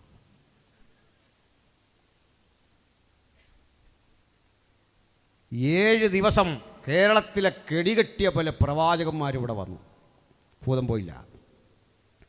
7-ാം ദിവസം ഈ ഏഴയും പൂഴിയും ചാരവുമായ പാവപ്പെട്ട ഞാൻ. ഇതുകൊണ്ട് പറഞ്ഞ ഓർത്തപ്പോൾ നമ്മുടെ ഒരവസ്ഥ പറഞ്ഞാണ്. ഇതൊക്കെ ഭൂമിയുള്ള കാലത്തോളം തുടരും, പോട്ടെ. അതുകൊണ്ട് ഇവിടെ ഉണ്ടായിരുന്നു ഇത്തരം അടിമകൾ. ഇവർ ആയോധനകല വിദഗ്ധരായിരുന്നു. പക്ഷെ ആർക്കിട്ട് തല്ലണമെന്നൊന്നും അറിയില്ല. ഇന്നും അങ്ങനെയാണ്. ഒരു ഗുണ്ടയ്ക്ക് എന്തിനാ തല്ലുന്നൊരു പിടിയില്ല. അവൻ ഈ ഫോട്ടോ കൊടുക്കുക, നമ്പർ കൊടുക്കുക, ആളിൻ്റെ ലക്ഷണം പറയുക, അവിടെ ചെല്ലുക. ഈ തല്ലുമെല്ലാം കഴിഞ്ഞ് നമ്മൾ ചോദിക്കുക, ചേട്ടാ എന്താ വിഷയം? അതറിയത്തില്ല, ഒരു പിടിയില്ല. ഇവന് വൈരാഗ്യമൊന്നുമില്ല നമ്മളോട്, പ്രത്യേകിച്ച് ഒരു വൈരാഗ്യവുമില്ല, ഒരു വിഷയമില്ല. സുവിശേഷ യോഗം കലക്കാനൊക്കെ വരുന്ന ആൾക്കാരെ കണ്ടിട്ടില്ലേ? ഇവർ വൈരാഗ്യത്തിന് വരുന്നതല്ല. ഇങ്ങനെ നിൽക്കുമ്പോൾ ആരെങ്കിലും ഒരു ചായയൊക്കെ മേടിച്ച് കൊടുത്തിട്ട് അവൻ ആദ്യം കുടിക്കേണ്ട സാധനം കുടിച്ചിട്ടാണ് നിൽക്കുന്നത്. കുടിച്ചിട്ട് ഇവനോട് പറയും നീ അധികം ഇങ്ങനെ ചെയ്യും. പിന്നെ പരിശോധിച്ചു. അതുകൊണ്ട് നമ്മളും ഇത് ഇതൊക്കെ കാണുന്ന ആൾക്കാരല്ലേ, അതുകൊണ്ട് നമ്മൾ മൈൻഡ് ചെയ്യാൻ നിൽക്കുന്നത് എന്തുണ്ടാ, ഇവനങ്ങ് പൊക്കോളും. അവന് നമ്മോട് വൈരാഗ്യമൊന്നുമില്ല, ഒരു പിണക്കവും ഉണ്ടായിട്ടല്ല. പാവം മനുഷ്യനുമായിരിക്കും. ഗുണ്ടകളെല്ലാം അങ്ങനെ, അവരെന്തിനു തല്ലി ആർക്കിട്ട് തല്ലിയെന്നൊന്നും ഒരു പിടിയില്ല. ജോലി ചെയ്യുന്നു, പോന്നു, മാത്രമേ ഉള്ളൂ. ഇതാണ് ഇവരെങ്കിൽ ഇവർ മിലിറ്ററിയിൽ എടുക്കില്ല, റൂമിൽ. അതിന് കാരണം എന്താ? ഈ മിലിറ്ററി ശക്തപ്പെട്ടിട്ട് ഭരണകൂടത്തെ നാളെ അട്ടിമറിച്ച് പാകിസ്ഥാനിലൊക്കെ സംഭവിക്കുന്ന പോലെ സംഭവിക്കുമോ എന്നുള്ള പേടി. അവിടെയാണ് നമ്മുടെ രാജ്യത്തിൻ്റെ ഒരു മഹത്വം. അതെന്താ മഹത്വം എന്ന് പറയണ്ടേ? ഇത്രയും ജാതികൾ, ഇത്രയും വംശങ്ങൾ, ഇത്രയും വൈരുദ്ധ്യങ്ങൾ നിലനിൽക്കുന്ന രാജ്യമാണ് നമ്മുടെ. പക്ഷെ ഒരു മിനിറ്റ് പോലും ഇന്ത്യ പട്ടാളം ഭരിച്ചിട്ടില്ല. ഒരു മിനിറ്റ്, ഒരു സെക്കൻഡ് പോലും ഭരിച്ചിട്ടില്ല. അത് ഭരണഘടനയുടെ ഗുണമാണ്. അങ്ങനെയാണ് അതിൻ്റെ കാര്യങ്ങൾ, സംവിധാനം അങ്ങനെയാണ്. അത് പോട്ടെ. അപ്പോൾ പറഞ്ഞത് റോമിങ്ങനെയാ. മറ്റൊന്നു കൂടി റോമിനെ പറ്റി പറയാം. എന്നിട്ട് അവിടെ വിരസമായ ചരിത്രം ഞാനങ്ങ് വിട്ടേക്കാം. റോമിലാണ് നീതിന്യായ കോടതികളുടെ ഇന്ന് കാണുന്ന ശൈലിയുടെ ഒരു പൂർവ്വരൂപം. അതിനു മുമ്പും കോടതികളുമൊക്കെ ഉണ്ടെങ്കിലും ഇന്ന് നമ്മുടെ തൊട്ടടുത്ത കോടതി എനിക്കിത് ചങ്ങനാശ്ശേരിയാകണം, അങ്ങനെയാണ്. അല്ലെങ്കിൽ തിരുവല്ല കോടതിയാകണം. ഇത് പത്തനംതിട്ട ജില്ലയാണെന്ന് മനസ്സിലാക്കുന്നു. അപ്പോൾ തിരുവല്ലയാകണം കോടതി. അപ്പോൾ ഈ കോടതിയിൽ ഇപ്പോഴും ഉപയോഗിച്ചുകൊണ്ടിരിക്കുന്ന ഭാഷ റോമൻ ഭാഷയാണ്, ലാറ്റിൻ ഭാഷയാണ്. റോമക്കാരൻ്റെ ഭാഷയാണ് ലാറ്റിൻ. ഇന്നും തിരുവല്ല കോടതിയിൽ ഉപയോഗിക്കുന്ന ഭാഷ ലാറ്റിൻ ഭാഷയാണ്. എന്താ കാര്യം? നമ്മളിൽ ഒരാളെ കാണാതായെങ്കിൽ കാണാതെ പോയ ആ മനുഷ്യനെ കണ്ടുകിട്ടാൻ വേണ്ടി നമ്മൾ കോടതിയിൽ ഒരു അർജി കൊടുക്കും. അതിൻ്റെ പേര് ഹേബിയസ് കോർപ്പസ് എന്നാണ്. ഇത് ലാറ്റിൻ പദമാണ്. നമ്മൾ ജുഡീഷ്യറി എന്ന് പറയുമല്ലോ, അത് ലാറ്റിനാണ്. കോടതിക്കൊരു രീതിയുണ്ട്, കോടതിക്കൊരു സ്ലോഗൻ പോലെ അതിൻ്റെ സിഗ്നേച്ചർ എന്ന് പറയാവുന്ന വേർഡുണ്ട്. അതെന്താ പറയണ്ടേ? ഓടി ആർട്ടം പാർട്ടം. അതിൻ്റെ അർത്ഥം 2 സൈഡും കേൾക്കണം. പാതി പറയുന്നതും പ്രതി പറയുന്നതും കേൾക്കണം. ഇങ്ങനെ ഒരാളോട് ഉണ്ടോ? അത് ദൈവമാണ് അല്ലേ? 2 സൈഡും കേൾക്കും. നമ്മൾ പ്രാർത്ഥിച്ചാലും ശത്രു പ്രാർത്ഥിച്ചാലും കേൾക്കും. അതുകൊണ്ട് വലിയ വീര്യം വെച്ച് പ്രാർത്ഥിക്കരുത്, ഒരുത്തൻ തകരാണെന്നും പ്രാർത്ഥിക്കരുത്. കാരണം എന്താ, ദൈവം രണ്ട് സൈഡും കേൾക്കുമെന്ന്. രണ്ട് വശവും കേട്ടിട്ട് നീതിയുള്ള ന്യായാധിപതി ഒരു വിധിയൊക്കെ പുറപ്പെടുവിക്കുള്ളൂ. അതിനെ ദൈവത്തിൻ്റെ ഹിതം അറിഞ്ഞ് പ്രാർത്ഥിക്കണമെന്ന്, ദൈവത്തിൻ്റെ പദ്ധതി അറിഞ്ഞ് പ്രാർത്ഥിക്കണമെന്ന്. ഒഡിബിൾ ആയിരിക്കണം. You should be audible for both side.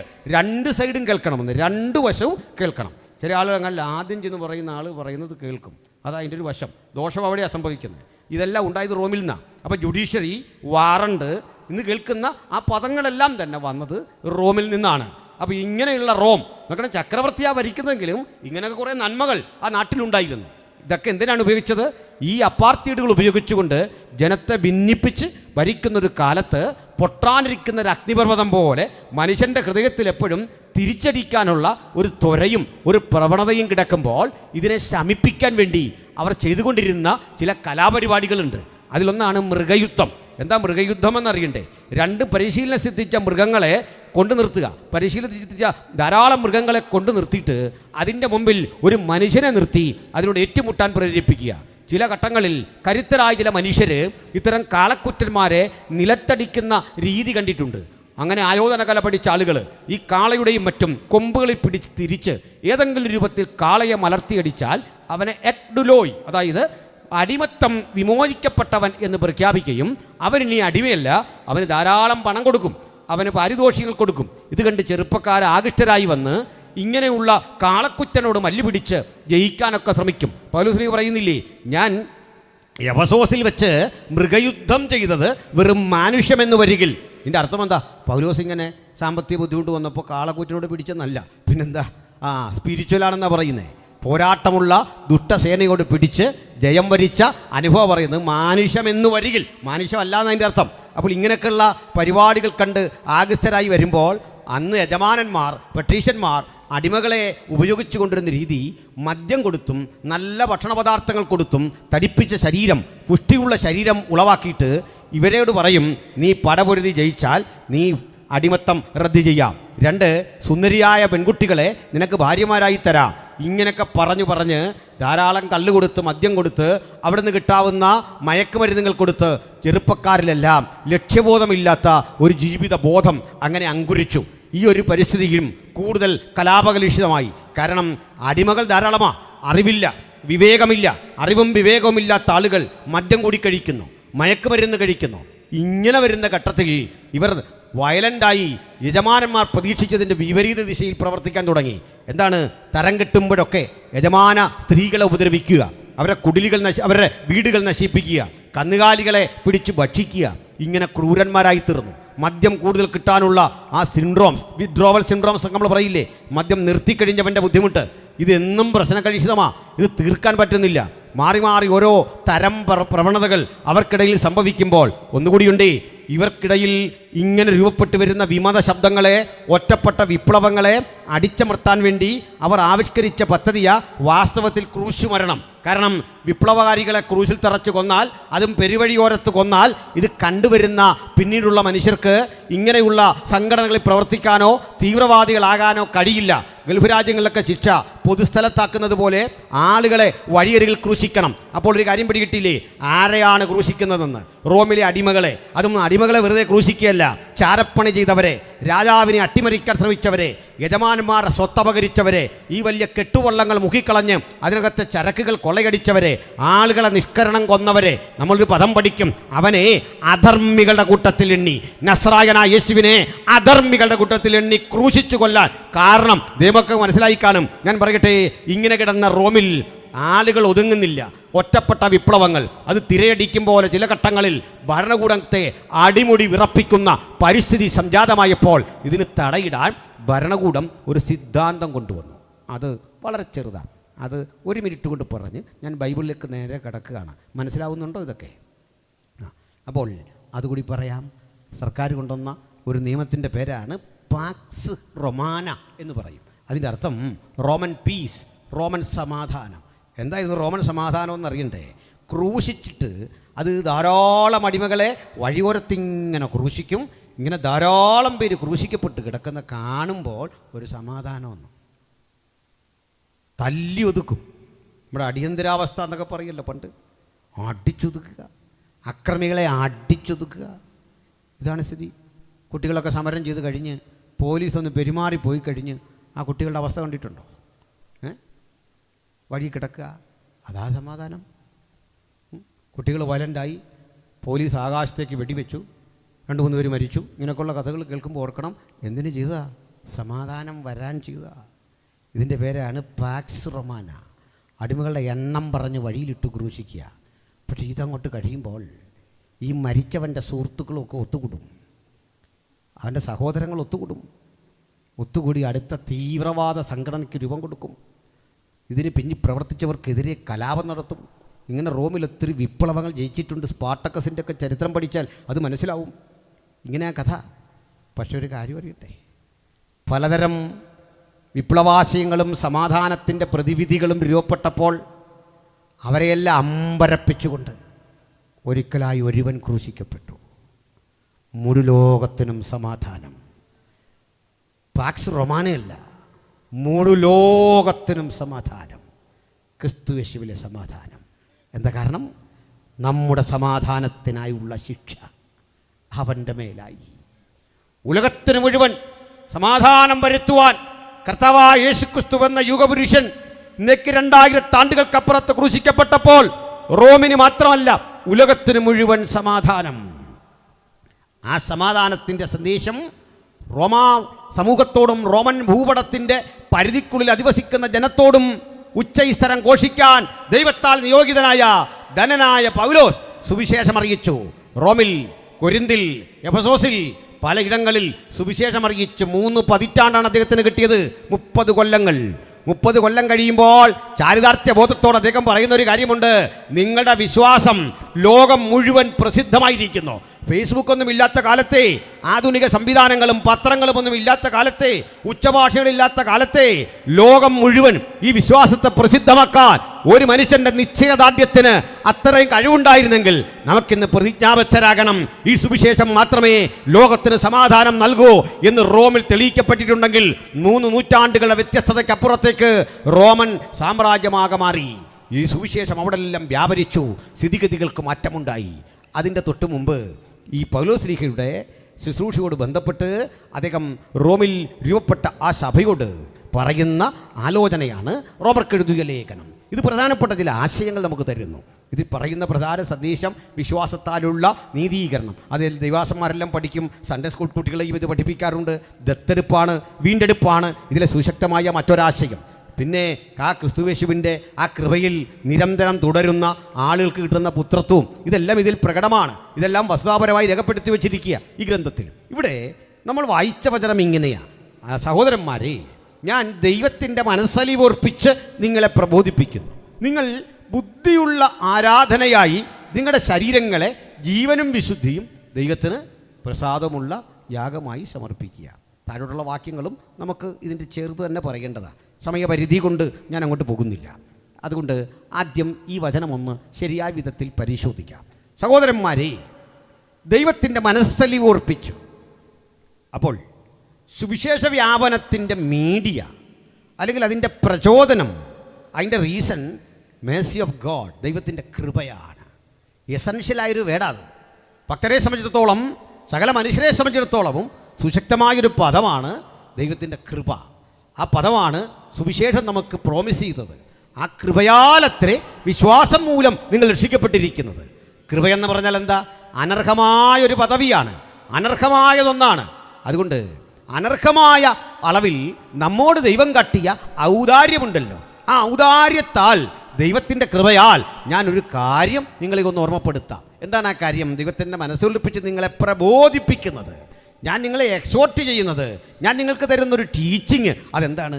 നിങ്ങൾ ബുദ്ധിയുള്ള ആരാധനയായി. ഈ 2 പദങ്ങൾ നമ്മൾ പലരും ധരിച്ചു വച്ചിരിക്കുന്ന അല്പം വിഭിന്നമാണ്. ഒന്നാമതായി, ഇത് നമ്മുടെ സൺഡേയിലോ അതല്ലെങ്കിൽ മറ്റു ഘട്ടങ്ങളിലോ നടക്കുന്ന ഒരു ആരാധനയെക്കുറിച്ചല്ല. കാരണം അതിന് ഉപയോഗിക്കേണ്ട പദം പ്രോസ്കുനിയ ആണ്, ആരാധന. ഇത് മറ്റൊരു പദമാണ്. ഞാൻ അങ്ങനെ കഠിനമായൊരു പദത്തിൻ്റെ വിശദീകരണത്തിനൊന്നും പോകുന്നില്ല. മറിച്ച് ഇതെന്താണെന്ന് ഞാൻ പറയാം. ഇതൊരു ലൈഫ് സ്റ്റൈലാണ്. ഒന്നുകൂടി പറഞ്ഞാൽ, ഷാരോൻ്റെ ഒരു CEMൻ്റെ പ്രോഗ്രാമിന് ഞാൻ 3-4 വർഷങ്ങൾക്ക് മുമ്പ് പോയി. അപ്പോൾ ഈ പ്രാർത്ഥനയെ പറ്റിയൊക്കെ ഉള്ളൊരു ക്ലാസ് ഇങ്ങനെ എടുക്കുകയാണ്. സത്യത്തിൽ ഈ പ്രാർത്ഥനയെ പറ്റി ഒരു ക്ലാസ് എടുക്കാൻ വേണ്ട അറിവും പ്രാപ്തിയോ ഒന്നും എനിക്കില്ല. കാരണം ഞാനൊരു പ്രയർ വാരിയറൊന്നും അല്ല. അങ്ങനെയാണ്. അപ്പോൾ ഞാനത് ആദ്യമേ പറഞ്ഞു. അപ്പോൾ ആ കൂടെ ഈ പ്രാർത്ഥിക്കുന്ന ആളുകൾ ചില ശൈലികൾ മാറ്റി, സൗണ്ടൊക്കെ മാറ്റി ഈ പ്രാർത്ഥിക്കുന്ന പോലെ പ്രാർത്ഥിക്കുമ്പോൾ ചെയ്യുമല്ലോ. സാധാരണ സംഭാഷണം വിട്ട് പ്രാർത്ഥിക്കുമല്ലോ, തൊണ്ടയൊക്കെ ഒന്ന് ഇടറി അർത്താവേ ഇങ്ങനെയൊക്കെ ആക്കുമല്ലോ. സാധാരണ സംഭാഷണത്തിൽ അതില്ല അല്ലേ, നമ്മളൊക്കെ വിളിക്കുന്ന സാധാരണ. അപ്പോൾ ഇതിനൊരു പഞ്ച് വരാൻ വേണ്ടി നമ്മളൊക്കെ എന്ത് ചെയ്യും അറിയില്ല. കരം പ്രയോഗിക്കേണ്ടത് അധികരം, മൃദു പ്രയോഗിക്കേണ്ടത് ഘോഷം, ഘോഷം പ്രയോഗിക്കേണ്ടത് അനുനാസികം. അത് ഇവർക്കറിയാം കൂടുതലായിട്ടല്ലേ. അനുനാസികം മൂക്കിൻ്റെ സഹായത്താൽ അല്ലേ. പാട്ടൊക്കെ നല്ല, പക്ഷേ മൂക്കുകൊണ്ട് പാടിക്കഴിഞ്ഞാൽ അനുനാസികം. അക്ഷരങ്ങൾക്കിങ്ങനെ വർഗീകരണമുണ്ട്. ക, ച, ട, ത, പ. അതാണ് കരം. അധികരമാണ് ഇക്ക, ഇച്ച, ഇട്ട. രണ്ടാമത്തെ ലൈനിൽ വരുന്നതാണ് അധികരം എന്ന് പറയും, കട്ടി കൂടും. അപ്പോൾ ഈ കരം പ്രയോഗിക്കേണ്ടടുത്ത് അധികരം പ്രയോഗിച്ചാൽ കേൾക്കാനൊരു രസമുണ്ട്, പ്രസംഗത്തിനൊക്കെ ഒരു ഉണർവും ഒക്കെ ഉണ്ട് അല്ലേ. സത്യമാണത്. അപ്പോൾ ഞാനിതൊക്കെ ഇങ്ങനെ പറഞ്ഞപ്പോൾ ഒരാൾക്ക് ഇഷ്ടപ്പെട്ടില്ല. അപ്പോൾ അയാൾ ചൂടായി. ചെറുപ്പക്കാരനാണ്. എന്നിട്ട് ഇത്രയും നേരം നിങ്ങൾ പറഞ്ഞല്ല പ്രാർത്ഥനയെപ്പറ്റി പറഞ്ഞു. ഒരു ദിവസം എത്ര നേരം പ്രാർത്ഥിക്കും? ഞാൻ പേടിച്ചു പോയി.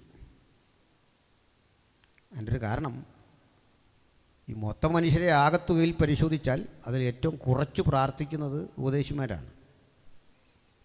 എല്ലാവരും അല്ല കേട്ടോ, കൃപയുള്ളവരുണ്ട്. അതിൽ കുറച്ച് പ്രാർത്ഥിക്കുന്ന കൺവെൻഷൻ പ്രസംഗരാണ്. അതുകൊണ്ടാണ് പറഞ്ഞത്. അപ്പോൾ അതിന് പല ന്യായീകരണമുണ്ട്. എനിക്ക് അവിടെ ആയിരുന്നു, ഇന്നലെ എനിക്ക് ഇവിടെ ആയിരുന്നു, കഴിഞ്ഞ ദിവസം ഞാൻ രാത്രി വെളുപ്പിനെ വന്നതേ ഉള്ളൂ. ഇതൊക്കെ ഉണ്ട്, സത്യം അത്. ഞാൻ വീട്ടിൽ നിന്ന് ഇറങ്ങിയിട്ട് ഇത്ര ദിവസമായി, ഇങ്ങനെയൊക്കെ നമ്മൾ പറയും. അപ്പോൾ ഞാൻ പേടിച്ചു പോയി. ഇദ്ദേഹം ഒന്ന് ശാന്തമായപ്പോൾ ഞാൻ ചോദിച്ചു, ഭാര്യയായിട്ട് എന്തെങ്കിലും പിണക്കമാണോ? പുള്ളിക്കാരൻ പറഞ്ഞു ചെറിയൊരു പ്രശ്നമുണ്ടെന്ന്. എന്നാൽ നിങ്ങളാരും പറയുന്ന പോലെയല്ല, എനിക്കും അത്യാവശ്യ കൃപാവരങ്ങളുണ്ടെന്ന് മനസ്സിലായൊരു ദിവസമാണ്. അപ്പോൾ ഇദ്ദേഹത്തോട് ഞാൻ ചോദിച്ചു സത്യമാണോ? അപ്പോൾ അദ്ദേഹം പറഞ്ഞു അതൊരു സൗന്ദര്യപ്പിണക്കം. അതൊന്നും അല്ല ഇല്ലല്ലോ നമ്മുടെ വിഷയം, അതൊരു വിഷയമല്ല അല്ലേ. സൗന്ദര്യപ്പിണക്കം ഏത് വീട്ടിൽ അതൊക്കെ ഉണ്ടാവാത്തേ. അപ്പോൾ അതുകൊണ്ട് ഞാനും പറഞ്ഞു അതങ്ങനെ തന്നെയാണ് ഞാനും കാണുന്നുള്ളൂ, ചെറിയൊരു പ്രശ്നം. അപ്പോൾ അവർ കൂടണ്ടോ? ഇല്ല. അവർ വീട്ടിൽ പോയില്ലേ? വീട്ടിൽ പോയി. കുഞ്ഞിനെയും കൊണ്ടുപോയില്ലേ? കൊണ്ടുപോയി. അന്നേരം പുള്ളി പറയാ ഇത്രയും ഞാൻ പറഞ്ഞ കറക്റ്റ് ഒത്തു.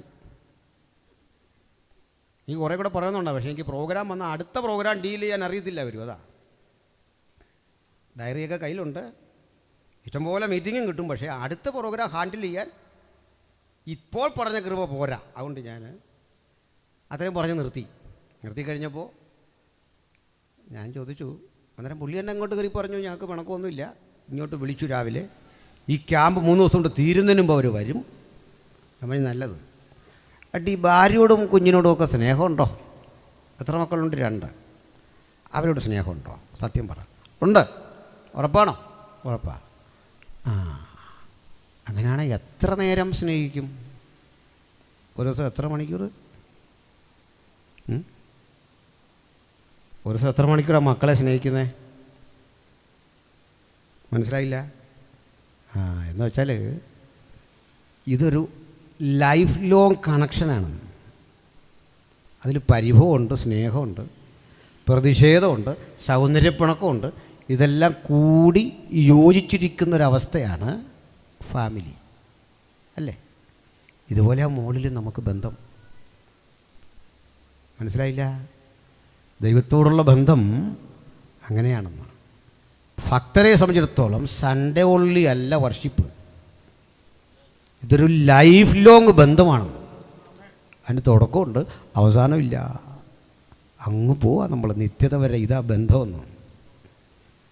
അതാ പറഞ്ഞു വെച്ചേ, അങ്ങ് വരെ. ഞാൻ ആ ട്രിനിറ്റിയെക്കുറിച്ച് പറയുന്നിടത്തും ഇത് പറയാറുണ്ട്. എന്താണെന്നറിയണ്ടേ? പിതാവായ ദൈവം അക്ഷരാർത്ഥത്തിൽ ഇന്ന് ഈ കൺവെൻഷന് വന്നെന്ന് കുട്ടിക്കൂ, ഞാൻ പഠിക്കാൻ പറയുന്നതാണ്, അങ്ങനെ സംഭവിക്കില്ല, നിങ്ങൾക്കറിയാം. അക്ഷരാർത്ഥത്തിൽ ആത്മരൂപിയായവൻ നമ്മുടെ അടുത്ത് വരില്ല. അങ്ങനെ ഈ കൺവെൻഷൻ ഉണ്ടെന്ന് അറിഞ്ഞാൽ എനിക്ക് ഇവിടെ നിന്ന് പ്രസംഗിക്കാൻ പറ്റുമോ? സെൻട്രൽ പാസ് ഉദ്ഘാടനം ചെയ്യുമോ? ഒരു പാട്ട് പാടുമോ? നിങ്ങൾ വരുമോ? ഭയം കാരണം വരത്തില്ലെന്ന്. ഭയം, ഭക്തി, ബഹുമാനം. കാരണം പിതാവിനോട് നമുക്ക് ബഹുമാനം, പിണക്കമൊന്നുമില്ല. ഒന്നുകൂടെ വ്യക്തമാക്കാം. കൊച്ചുകുട്ടികൾ ഇവിടെ ഇരിപ്പുണ്ടല്ലോ. മക്കളെ, നിങ്ങളൊരു ടൂർ പ്രോഗ്രാം അറേഞ്ച് ചെയ്താൽ ആദ്യം അന്വേഷിക്കേണ്ട പ്രിൻസിപ്പൾ വരുന്നുണ്ടോയെന്നാണ്. ഇങ്ങനെ രണ്ടേ പോവല്ലോ. പിണക്കൊണ്ടായിട്ടല്ല, നമ്മുടെ ആ ഫ്രീഡം മുഴുവൻ പോയി. ക്യൂ നിന്ന് നമ്മളിതെല്ലാം കാണണം. ക്യൂ നിൽക്കുന്നത്രയും ഗതികേടുണ്ടോ ഈ പോകുന്ന പോക്കിൽ? നമ്മുടെ കൂട്ടുകാരോട് വർത്തമാനം പറഞ്ഞും നമുക്ക് അങ്ങോട്ട് തിരിയാനൊക്കത്തില്ല, ഐസ്ക്രീം കഴിക്കാനൊക്കത്തില്ല, മിണ്ടാനൊക്കത്തില്ല. അതിൻ്റെ വിവരമുള്ള പ്രിൻസിപ്പൾ ടീച്ചർമാരെയൊക്കെ ഇത് ഏർപ്പെടുത്തി വിടാവുള്ളൂ. കാരണം എന്താ? കുഞ്ഞുങ്ങൾ എൻജോയ് ചെയ്യട്ടെ. അതിനാ, പിണങ്ങിയിട്ടല്ല. ആളിൻ്റെ ഉത്കണ്ഠ നിങ്ങളെക്കുറിച്ച് സ്ഥാപനത്തെ മുഴുവൻ ഹൃദയത്തിൽ വഹിച്ചിരിക്കുക മനുഷ്യൻ. അതുകൊണ്ടാണ്. അപ്പോൾ ഈ റെസ്പെക്റ്റാണ് അൺടു ഗോഡ് ദ ഫാദർ നമുക്കുള്ളത്. എന്താ? റെസ്പെക്റ്റ്. ശരിയല്ലേ? ഇനി അടുത്തത് പുത്രൻ. ഈ യോഗം കഴിഞ്ഞിട്ട് പിതാവ് പറയുക, വൈകിട്ട് ഞാൻ നിങ്ങളുടെ വീട്ടിലേക്ക് വരിക. ഒരു മാനവവൽക്കരണം പറ്റുമല്ലോ. അങ്ങനെ ഒന്ന് ചിന്തിച്ച് നോക്കാം. അപ്പം ഞാനെന്ത് പറയും? ദൈവമേ, സ്നേഹമൊക്കെ കൊണ്ട് വരല്. കാരണം എന്താ? നമുക്ക് വാർത്ത കാണാനൊക്കത്തില്ല, ഇലക്ഷൻ്റെ കാര്യം മിണ്ടാൻ വയ്യ, സഭാകാര്യം മിണ്ടാൻ വയ്യ, ഭയങ്കര നിശബ്ദത. ഭക്തിയും ബഹുമാനവും ആദരവും. പുത്രൻ്റെ കാര്യം എടുത്താലോ, യേശുക്രിസ്തു പറയുക, എന്ന് ഞാനുണ്ട് യോഗത്തിൽ. അക്ഷരാർത്ഥത്തിൽ നമ്മൾ മത്സരിച്ചുകൂടെ വരും. എന്താ കാര്യം? യേശുവിനോട് നമുക്കുള്ളത് ബഹുമാനത്തെ കവിയുന്ന പ്രണയബദ്ധമായ സ്നേഹമാണ്, ആലിംഗനബദ്ധമായ സ്നേഹമാണ്. യേശുവുമായി പോകാൻ കഴിയാത്തൊരു പ്രൈവസി നമ്മുടെ ജീവിതത്തിലില്ല. എവരിവെയർ. ശരിയല്ലേ? അവിടുത്തോട് പറയാൻ വയ്യാത്ത ഒന്നുമില്ല. അവൻ നമ്മുടെ ബലഹീനതകളിൽ സഹതാപം കാണിക്കുന്ന മഹാപുരോഹിതനാണ്. സുവിശേഷത്തിൻ്റെ പ്രസക്തി മനസ്സിലായില്ലേ? എന്തിനാണ് യേശു യുഗത്തിൽ വന്നതെന്നറിയണ്ടേ? നമ്മുടെ ഭാഷയിൽ, നമ്മുടെ അവസ്ഥയിൽ നാം പൊടിയെന്നറിഞ്ഞ് നമ്മുടെ പ്രകൃതത്തോട് അനുരൂപപ്പെടാൻ സ്ഥലകാല സീമകൾക്ക് വിധേയനല്ലാത്തവൻ സ്ഥലത്തിനും കാലത്തിനും വിധേയനായി മനുഷ്യരൂപം പൂണ്ട അവസ്ഥയാണ് സുവിശേഷം, അല്ലെങ്കിൽ യേശുക്രിസ്തു. അങ്ങനെയാണ്. മറ്റൊരു കാര്യം അതിന് ഉദാഹരണമായിട്ട് പറയാം, എങ്കിലും ഇതിൻ്റെ പൊരുൾ കൃത്യം പിടിയിട്ടു. ഇവിടെ നല്ല പ്രായമുള്ള ആളുകൾ, അപ്പച്ചന്മാർ, ക്ഷമിക്കണം, അപ്പച്ചന്മാർക്കൊരു സ്വഭാവമുണ്ട്. എൻ്റെ അപ്പനടക്കമുള്ള ആളുകൾക്ക് പൊതുവിലുള്ള ഒരു സ്വഭാവം, ഭയങ്കര സ്ട്രിക്റ്റാണ്. നമ്മളൊക്കെ അങ്ങനെയല്ലേ വളർന്നേ? പ്രായമുള്ളവരോടാണ് പറഞ്ഞേ. ഇന്നത്തെ കാലത്ത് ഈ പ്രായമുള്ളതാരാ, കൊച്ചു പിള്ളേരാരാന്നൊന്നും അറിയില്ല. എല്ലാവരും ഈ കളറുമൊക്കെ അടിച്ച്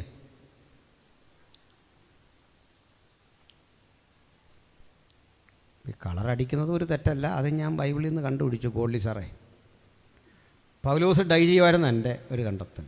ഐ ഡൈ എവരി ഡേ. ക്വാളിറ്റിയുള്ള സാധനമൊന്നും ഇവിടെ കിട്ടാത്തതുകൊണ്ട് ഐ ഡൈ എവരി ഡേ.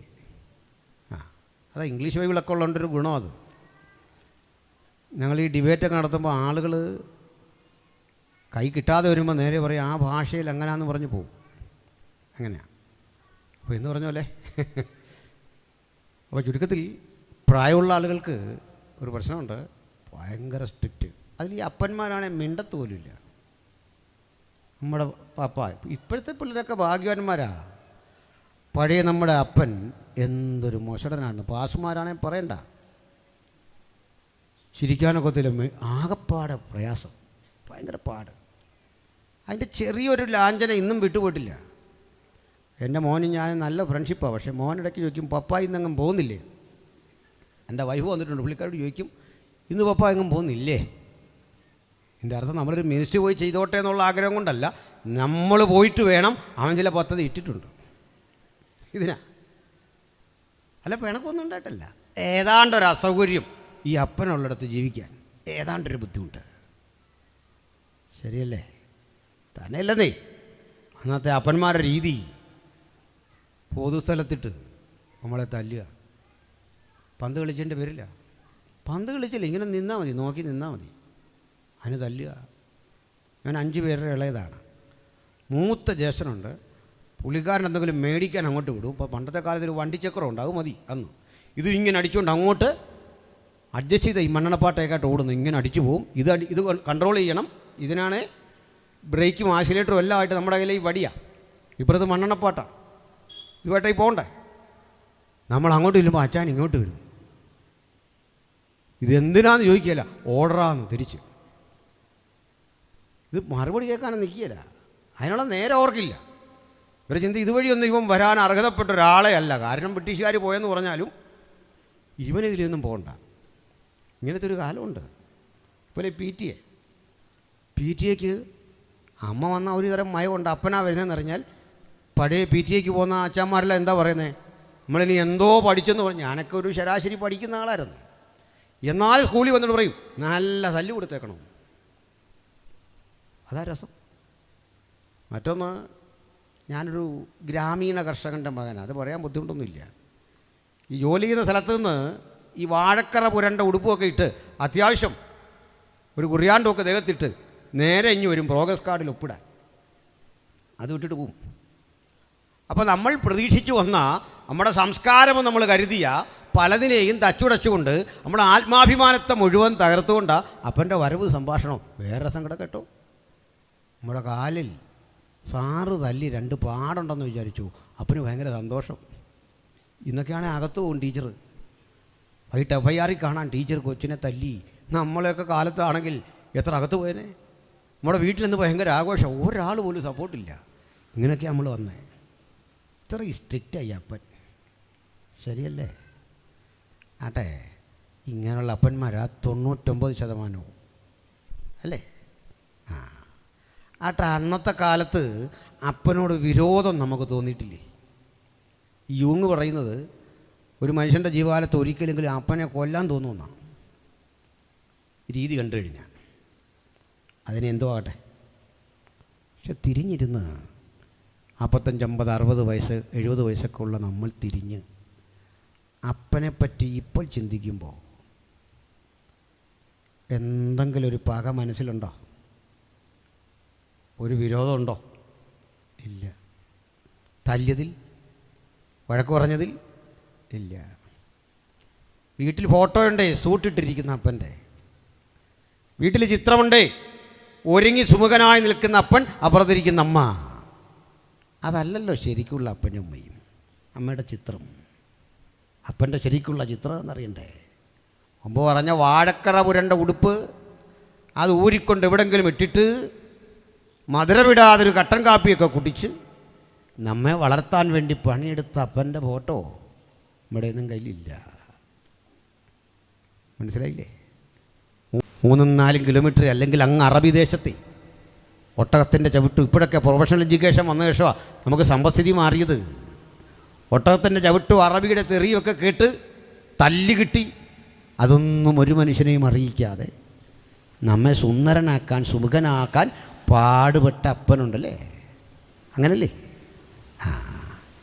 അങ്ങനെയെങ്കിൽ ഈ അപ്പൻ അന്നാ കാട്ടിയ സ്ട്രിക്റ്റില്ലേ, അല്ലെങ്കിൽ അന്ന് കാട്ടിയ കാർക്കശ്യ ബുദ്ധി കൊണ്ടാണ് നമ്മളിപ്പോൾ ഇവിടെ ഇരിക്കുന്നത്. മനസ്സിലായില്ലേ? അത് സമ്മതിക്കാൻ മടിയാ? അതേന്ന് കാശ് തന്നതിനേക്കാൾ, അപ്പൻ ഭക്ഷണം തന്നതിനേക്കാൾ വിലപിടിപ്പുള്ളതാ അപ്പൻ പറഞ്ഞു തന്ന ഈ ശാസ്ത്ര ഉപദേശവും നമ്മളെല്ലാം സ്വാധീനിച്ചിട്ടുണ്ട്. സ്തോത്രം, ഹല്ലേലൂയ. മറുവശം പറഞ്ഞ് ഇങ്ങനെ തീർക്കട്ടെ. ഈ അപ്പൻ്റെ സ്നേഹം അറിയുന്ന എപ്പോഴാണെന്ന് അറിയണ്ടേ? നിങ്ങൾ ജയിച്ചാലൊന്നും അപ്പന് വലിയ ആകാംക്ഷയില്ലെന്ന്. അപ്പോൾ SLC പാസ്സായി, കൊള്ളാം, ഇത്രേ ഉള്ളൂ. അമ്മയ്ക്കാണെങ്കിൽ ചാട്ടം, സന്തോഷം, ഇതെല്ലാം ഉണ്ട്. കോളേജിൽ പോവാ, അപ്പന് വലിയ ആട്ടമൊന്നുമില്ല. പക്ഷെ നിങ്ങളേ ഹയർ സ്റ്റഡിയൊക്കെ നടത്താൻ പോകുമ്പോൾ ഫ്ലൈറ്റിലൊന്നും അല്ലല്ലോ പണ്ടത്തെ കാലം.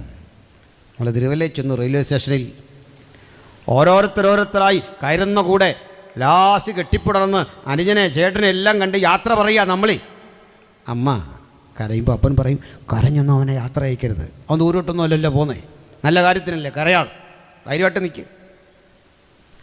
ഒക്കെ ശരിയാണെങ്കിൽ ഈ അപ്പൻ ആരാണെന്ന് അറിയണമെങ്കിൽ ഈ ട്രെയിൻ ചലിച്ചങ്ങോട്ട് തുടങ്ങുമ്പോൾ അതിലിന്ന് ചുമ്മാ ഒന്ന് നോക്കണം അപ്പനെ. ആരും കാണാതെ ഒരു തുള്ളി കണ്ണീര്. നീ എന്ന് വണ്ടി കയറിയോ അന്ന് മുതൽ അപ്പൻ്റെ ഈ കണ്ണീര് വറ്റിയിട്ടില്ല. ഓരോ വൈകുന്നേരവും അപ്പൻ കാത്തിരിപ്പുണ്ട്, നീയാണോ വരുന്നത്. അതിനുശേഷം നല്ല ഉറക്കമില്ല, അതിനുശേഷം ഭക്ഷണമില്ല, അതിനുശേഷം BP കൂടിയേ, അതിനുശേഷം ഷുഗർ കൂടിയേ. കാരണം നിൻ്റെ നഷ്ടം അപ്പന് ദുഃഖമാണ്. ഏതന്യകുലത്തിൻ്റെ നഷ്ടം സ്വർഗപിതാവിന് ദുഃഖമാണ്. അത് പരിഹരിക്കുന്ന വലിയ പ്രക്രിയയ്ക്കാ തൻ്റെ പുത്രനെ ഇഹലോകത്തിലേക്ക് അയച്ചത്. ഈ കുടുംബത്തിൽ നിന്ന് നമുക്ക് ട്രിനിറ്റിയുടെ ആ പൾസ് എന്താണെന്ന് മനസ്സിലാക്കണേ. പറയാം സഹോദരങ്ങളെ, ഇതേ അപ്പന് വേറൊരു സ്വഭാവമുണ്ട്, നമുക്ക് സഹിക്കാൻ ഇച്ചിരി പാട്. നമുക്കൊരു മകനോ മകളോ ഉണ്ടായി. ഈ ചെറുക്കൻ അല്ല ഈ പെണ്ണ് അപ്പനെ വരച്ച വരയിലാണ് നിർത്തുന്നത്, കണ്ടിട്ടുണ്ടോ? അത് സെൻട്രൽ പാസ്സാണേലും കൊള്ളാം, ലോക്കൽ പാസ്സാണേലും കൊള്ളാം. കൊച്ചു പിള്ളേർ അച്ഛനെ നിർത്തുന്നത് എങ്ങനെയാണെന്ന് അച്ഛനോട് ചോദിക്കുക. പിള്ളേരോടൊന്നും ഈ കരുണ കാണിച്ചില്ല. കൊച്ചുമക്കളുടെ അടുത്ത് എത്തിയപ്പോൾ അപ്പന്മാരുടെ സകല ഗ്ലാമറും പൊളിഞ്ഞു. എന്താ കാര്യം? ഭയങ്കര ശുദ്ധവൃത്തിയുള്ള അപ്പൻ കൊച്ചു ചെറുക്കൻ കടിച്ച് ചവച്ച് തുപ്പിയ മിഠായി വല്യപ്പൻ്റെ വായിലോട്ട് തിരികെ വെക്കുന്നുണ്ടോ? തിന്നില്ലെങ്കിൽ ഒരു തല്ലൂടെ ജേക്കപ്പേ നിന്നോടാ തിന്നാൻ പറഞ്ഞു. നമുക്കിതെല്ലാം കേട്ടിട്ടൊരു ആകാഴിക. ചെറുക്കൻ എന്തോ ഈ പറയുന്നു? നിങ്ങളൊന്ന് തല്ലി നോക്കിയേ ചെറുക്കനെ. ആ സമയത്ത് അപ്പൻ സമ്മതിക്കില്ല, കൊച്ചിനെ തല്ലരുത്. മിക്ക വീട്ടിലേയും വഴക്കിത് ശരിയല്ലേ? നിങ്ങളൊന്ന് തല്ലി നോക്കിക്കേ. കുഞ്ഞിനെ തല്ലിയാൽ അമ്മ ഇടപെടും, കണ്ണവർക്ക് താങ്ങാൻ വയ്യ. എന്തിനാ എൻ്റെ കുഞ്ഞിനെ എൻ്റെ ഭാര്യ തല്ലുമ്പോൾ എൻ്റെ അപ്പനോ അമ്മയോ കയറി ഇടപെടുന്നത് എന്തിനാണെന്ന് അറിയണ്ടേ? എനിക്ക് കിട്ടാതെ പോയ സ്നേഹമൊക്കെ അവർക്കറിയാം. എന്നിലൂടെ, എൻ്റെ മകനിലൂടെ എന്നെ അവർ കാണുന്നത്. സ്വർഗസ്ഥ പിതാവ് തൻ്റെ പുത്രനിലൂടെ നമ്മളെല്ലാം കാണുകയാണ്. നമ്മളെല്ലാം സഹോദരന്മാരെ, ദൈവത്തിൻ്റെ മനസ്സലിവ് ഓർപ്പിച്ച് ഇതാ ദൈവത്തിൻ്റെ മനസ്സലിവ്. അപ്പൻ തല്ലിയ ഓരോ പാടും പോകുന്ന വഴിക്കൊക്കെ അപ്പനെ വേട്ടയാടിക്കൊണ്ടിരിക്കും. ഹൃദയത്തിൽ വേദനയുണ്ട്. ആ കുഞ്ഞ് ഞാൻ തല്ലിയല്ലോ, ആ കോപം. സ്വർഗസ്ഥ പിതാവ് അങ്ങനെ അനുദപിക്കുന്നതൊന്നുമല്ല ഞാൻ പറഞ്ഞു വരുന്നത്. ഞാൻ മാനുഷികമായി ഒരാശയം സ്ഥാപിക്കുന്നത് എന്താണെന്നറിയണ്ടേ? ദൈവകുടുംബത്തിൽ നിന്ന് പണ്ടേ നിരാകരിക്കപ്പെട്ടു പോയ, പാപസംബന്ധമായി അകന്നുപോയ ആ മനുഷ്യനെ തിരികെ പിടിക്കാൻ ദൈവം തൻ്റെ പുത്രനെ കാലത്തിൻ്റെ സമ്പൂർണ്ണതയിൽ അയക്കുമ്പോൾ പുത്രനിലൂടെ നമുക്ക് കിട്ടിയ വീണ്ടെടുപ്പിൻ പ്രക്രിയ നിമിത്തം ഒരു കൊച്ചുമകൻ അങ്ങനെ ഭവനത്തിൽ ഉത്സാഹഭരിതനായി സ്വാതന്ത്ര്യചിത്തമായി ഓടിച്ചാടി കളിച്ച് അവൻ പ്രാപിച്ചെടുത്ത ആ സുഖവും ആനന്ദവുമില്ലേ, അതാണ് ക്രിസ്തീയ ജീവിതം. ഇപ്പോൾ മനസ്സിലായോ? അതാ ഞാൻ പറഞ്ഞ ആജീവനാന്തമാണ്. ഈ കുഞ്ഞിനെ അവധിക്കൊന്ന് കൊണ്ടുപോയി നോക്കിക്കേ. കേൾവി പോകുന്നവർ കുഞ്ഞിനെ അവിടെ ചേർക്കാൻ, UK ചേർക്കാൻ അമേരിക്കയെ കൊണ്ടുപോകുമ്പോൾ അപ്പൻ്റെ അമ്മയുടെ ഒരു അവസ്ഥ കണ്ടിട്ടുണ്ടോ? ഈ കുഞ്ഞ് അവരുടെ സന്തോഷം. കാൺമീൻ നാം ദൈവമക്കളെന്ന് വിളിക്കപ്പെടുവാൻ എത്ര വലിയ സ്നേഹം പിതാവ് നമുക്ക് നൽകിയിരിക്കുന്നു. ഹല്ലേലൂയ. നമ്മുടെ ഹൃദയം പറിച്ച് ഈ അപ്പൻ്റെ ഹൃദയത്തോട് ചേർത്ത് വെക്കണം. യോസേഫിനെ കുറിച്ച് പറയുന്നുണ്ടല്ലോ, ആ ബന്യാമിനെ കുറിച്ച്. ബാലൻ്റെ ഹൃദയം അപ്പൻ്റെ ഹൃദയത്തോട് പറ്റിയിരിക്കുന്നു. ഹല്ലേലൂയ. ഈ ഹൃദയംഗമായ ഇഴുകിച്ചേരലേ, ആനന്ദ നിർഭരമായ ഈ ഇഴുകിച്ചേരലേ ദൈവമായി സംജാതമാകണമെന്ന സുവിശേഷത്തിന്റെ വാഗ്ദത്തം. അതുകൊണ്ട് ഇത് ക്രൈസ്തവർക്ക് വേണ്ടി മാത്രമുള്ള സന്ദേശമല്ല. ദൈവ കുടുംബത്തിൽ നകന്നുപോയ ദൈവ സാമീപ്യമില്ലാത്ത ഒരാളെങ്കിലും ഇന്ന് രാത്രി ഈ സന്ദേശം കേൾക്കുന്നെങ്കിൽ, നിങ്ങൾക്കായി ഒരുക്കിയ ജീവന്റെ രക്ഷാകരണ പദ്ധതി ആ വഴിയിലൂടെ സഞ്ചരിക്കാൻ മനസ്സുണ്ടെങ്കിൽ, ഇതുവരെ കിട്ടാത്ത ആ ദൈവ സാമീപ്യം, ആ ദൈവികമായ സായുജ്യം വീണ്ടെടുപ്പിന് പ്രക്രിയയായി നിങ്ങൾക്ക് വേണ്ടി വാദിച്ചു കൊണ്ടിരിക്കുന്നു. നിങ്ങൾ ഇടപെടുവാൻ അത് ഇന്നും ശക്തമായി വന്നിരിക്കുന്നു. അതിനാ സ്വന്തം പുത്രന്റെ രക്തം നമുക്ക് വേണ്ടി യാഗമായി അർപ്പിച്ച് പിതാവ് പ്രായശ്ചിത്ത ബലി പുത്രനിലൂടെ നിർവഹിച്ച് നമ്മെ വീണ്ടെടുത്തത്. അപ്പോൾ പറഞ്ഞു തരിക സഹോദരന്മാരെ, ദൈവത്തിൻ്റെ മനസ്സലിവ് എന്തൊക്കെയാണെങ്കിലും മനസ്സിലാക്കാൻ ഉദാഹരണത്തെ ഇങ്ങനെ ഒന്ന് പൂരിപ്പിക്കാം. കാര്യം ഇതൊക്കെ ആണെങ്കിൽ ഈ കൊച്ചു പിള്ളേരെ നമ്മൾ തല്ലിക്കഴിഞ്ഞാൽ പാടാ. അപ്പനും തല്ലുന്നില്ല, നമ്മളും തല്ലുന്നില്ല, നമുക്ക് തല്ലാനൊക്കത്തില്ല. ബന്ധിച്ചു അപ്പനും അമ്മയും തല്ലത്തുമില്ല. ഇതിനനുസരിച്ച് ചെറുക്കൻ അങ്ങോട്ട് അങ്ങ് വിളഞ്ഞു വല്ലാതാവും അല്ലേ? അങ്ങനെയാ കാര്യം. കുഞ്ഞുങ്ങളെയൊക്കെ നമുക്ക് സന്തോഷമാണെങ്കിലും ചില പിള്ളേരെ കണ്ടാൽ ഇവൻ തന്നെയാണോ ലോകത്തിലേക്ക് വരാനിരിക്കുന്ന എതിർ ക്രിസ്തു നമ്മൾ സംശയിച്ചു പോകും ഇല്ലേ? വെളിപ്പാട് 13 ഇവനെപ്പറ്റി തന്നെയാണോ എന്ന് ചിലരുടെ കാര്യം നമ്മൾ സംശയിച്ചു പോകും. ഞാനിങ്ങനെ കുറേ കാര്യങ്ങൾ ബൈബിളിൽ നിന്ന് പഠിച്ചു. ഇപ്പോഴടുത്ത കാലത്തൊരു ഐഡിയ എനിക്ക് കിട്ടി. ഈ കുട്ടികൾ ഫ്രീക്കന്മാരാകുന്നതിനും ബൈബിളിൽ ഒരു തെളിവുണ്ട്. ആദ്യത്തെ ഫ്രീക്കൻ നെബൂഖദ്നേസറായിരുന്നു ബൈബിളിലെ. ഒന്നും പുതിയ കാര്യമല്ല മക്കളെ, ഞാനാരെയും ഒന്നും പറഞ്ഞല്ലോ കേട്ടോ. ചില യോഗത്തിനൊക്കെ നമ്മളിങ്ങനെ ചെന്നാൽ നല്ല കുഞ്ഞുങ്ങളാണ്, നല്ല സൗന്ദര്യമുള്ള പിള്ളേരാണ്. അമ്മരെ കണ്ടു കഴിഞ്ഞാൽ മനുഷ്യനാണോ പാടുന്ന കുരങ്ങനാണോ എന്ന് തിരിച്ചറിയത്തില്ല. യമുനാപ്യാരി ആടിൻ്റെ താടി കണക്ക് ഒരു താടി. ഇത് കണ്ടാൽ നമ്മൾ ഈ ഡാർവിനെ ചിലപ്പോൾ ബഹുമാനിച്ചു പോകും. അതുപോലെ അതിൽ എന്തോ ഒരു കഥയുണ്ടെന്ന് ചിലപ്പോൾ തോന്നിപ്പോവും. 2 വര ഇവിടെ 2 വര ഒക്കെ ആയിട്ടാണ്. നമുക്കൊന്നും പറയാൻ പറ്റില്ല. പിള്ളേർ കേസിന് പോയാൽ തീർന്നു. അപ്പോൾ ഇത്ര ഈ രൂപമൊക്കെ പണ്ട് നെബൂഖദ്നേസർ തുടങ്ങി വെച്ചാണ്. നെബൂഖദ്നേസർ പിന്നെ മനഃപൂർവ്വമല്ല, പറ്റിപ്പോയതാണ്. ഞാനതിരങ്ങ ഇങ്ങനെ ആലോചിച്ച് ചിലപ്പോൾ ഓർക്കാറുണ്ട്. നെബൂഖദ്നേസറിനെ കാണാൻ ആരെങ്കിലും വരിക, ഭാര്യ വന്നു, എന്നാ അച്ചാനെ ഒന്ന് കാണാൻ പറ്റും. അച്ചാന് ഞാൻ പിണ്ണാക്ക് കൊടുത്തിട്ട് നിൽക്കുക. കാരണം അങ്ങനെ ആയിരുന്നല്ലേ, പുളിങ്കുരു കലക്കിക്കൊണ്ടിരിക്കുക. പെട്ടെന്ന് പറയാൻ ഇപ്പം ചെന്ന് ചെല്ലരുത്. കാടി കുടിക്കുമ്പോൾ അച്ഛൻ വേറെ ഒന്നും ചെയ്യില്ല. ഇപ്പോൾ കാരണം മൃഗതുല്യനായിപ്പോയി. ഓരോ പോക്ക് പോകുന്ന പോക്കേ അല്ലേ. അപ്പോൾ ചെറുക്കനെ അതിര് കിടന്ന് ഇങ്ങനെ പോവും, കൺട്രോൾ നിൽക്കുകയില്ല. ശരിയല്ലേ? ദൈവകുടുംബത്തിൽ ഈ ദൈവസ്നേഹം ശിക്ഷയില്ലാതെ നമ്മളെ ലിബറലാക്കി ഉദാരമാക്കി വിട്ടൊരു കാലമാണ്. അതുകൊണ്ട് നമ്മളൊക്കെ ഇത്രയും വിളച്ചിൽ കാണിച്ച് പോകുന്നത്. പിടിയോ? അങ്ങനെ അങ്ങ് പോകുന്നു പറയാൻ വരട്ടെ. ഇതിനൊരു കൺട്രോൾ ദൈവം വച്ചിട്ടുണ്ട്. അതും വീട്ടിൽ നിന്ന് തന്നെ പറയാം. അപ്പൻ തല്ലുന്നില്ല, പുത്രൻ ശിക്ഷിക്കുന്നില്ല, കർത്താവ് ശിക്ഷിക്കുന്നൊന്നുമില്ല. സ്നേഹമാണ് അവിടെ. പക്ഷെ മിക്ക വീട്ടിലും ചെന്നാൽ അവിടെ അപ്പൻ്റെ ഒരു അനിയൻ കാണും, അല്ലെങ്കിൽ ഒരു അമ്മാച്ചൻ കാണും, അവൻ്റെ അങ്കിള്. കക്ഷിക്ക് സ്വന്തം മക്കളെക്കാൾ ഇഷ്ടം ഇവനെയാണ്. അവനെ എടുക്കും, കൊണ്ടു നടക്കും, ക്രിക്കറ്റ് കാണാൻ പോകും, പന്ത് കളിക്കാൻ പോകും. പക്ഷെ കാര്യത്തോടടുക്കുമ്പോൾ പയ്യനിട്ട് നല്ല സൂപ്പർ അടി. കണ്ടിട്ടുണ്ടോ? അതേ വരുന്നു, അങ്കിള് വരുന്നു, നീ കയറിക്കോ എന്ന് പറയുമ്പോഴേ കുളിക്കാത്ത ചെറുക്കൻ ഓടിപ്പോയി കുളിക്കുക, കുളിച്ചൊരുങ്ങി സുമുഖനായി വന്നിരിക്കുക. എന്താ കാര്യം? ആൾ സ്ട്രിക്റ്റാണ്. സ്നേഹമുണ്ട്, പരിഗണനയുണ്ട്, ആൾ സ്ട്രിക്റ്റാണ്. നമുക്കിതുപോലൊരാളുണ്ട്, ഒരു കാര്യസ്ഥൻ. ആരാ? ദൈവത്തിൻ്റെ പരിശുദ്ധാത്മാവ്. തെറ്റിപ്പോകുമ്പോഴൊക്കെ, ദൈവസ്നേഹം മിസ്യൂസ് ചെയ്യുമ്പോഴൊക്കെ നേരാമണ്ണം നടത്താൻ, അങ്ങനെ അതിനാ നമ്മൾ ഈ ദൈവകുടുംബത്തിലേക്ക് വീണ്ടും ജനിച്ചേക്കുന്നത്. ആ വീണ്ടും ജനനത്തിൻ്റെ പ്രക്രിയയാൽ നമ്മളൊരു പുതിയ സംസ്കാരം ആർജിക്കുക, പുതിയൊരു ലൈഫ് സ്റ്റൈൽ ആർജിക്കുക, പുതിയൊരു ജീവിതത്തിലേക്ക് പോകുക. അതുകൊണ്ടാണ് പറയുന്നത്, നിങ്ങൾ ബുദ്ധിയുള്ള ആരാധന. ഇതിന് ലോജിക്കുമായി ബന്ധപ്പെട്ടൊരു പദമാണ് ബുദ്ധിക്ക് ഇവിടെ ഉപയോഗിച്ചിരിക്കുന്നത്. ലോജിക്കോസ് എന്നൊരു പദമാണ്. ഇതിൻ്റെ അർത്ഥം എന്താണെന്നറിയണ്ടേ? നിങ്ങൾ റീസണബിൾ ആയിരിക്കണം ആരാധന. ആരാധനയ്ക്ക് യുക്തിപരമായ ഒരു തലമുണ്ട്.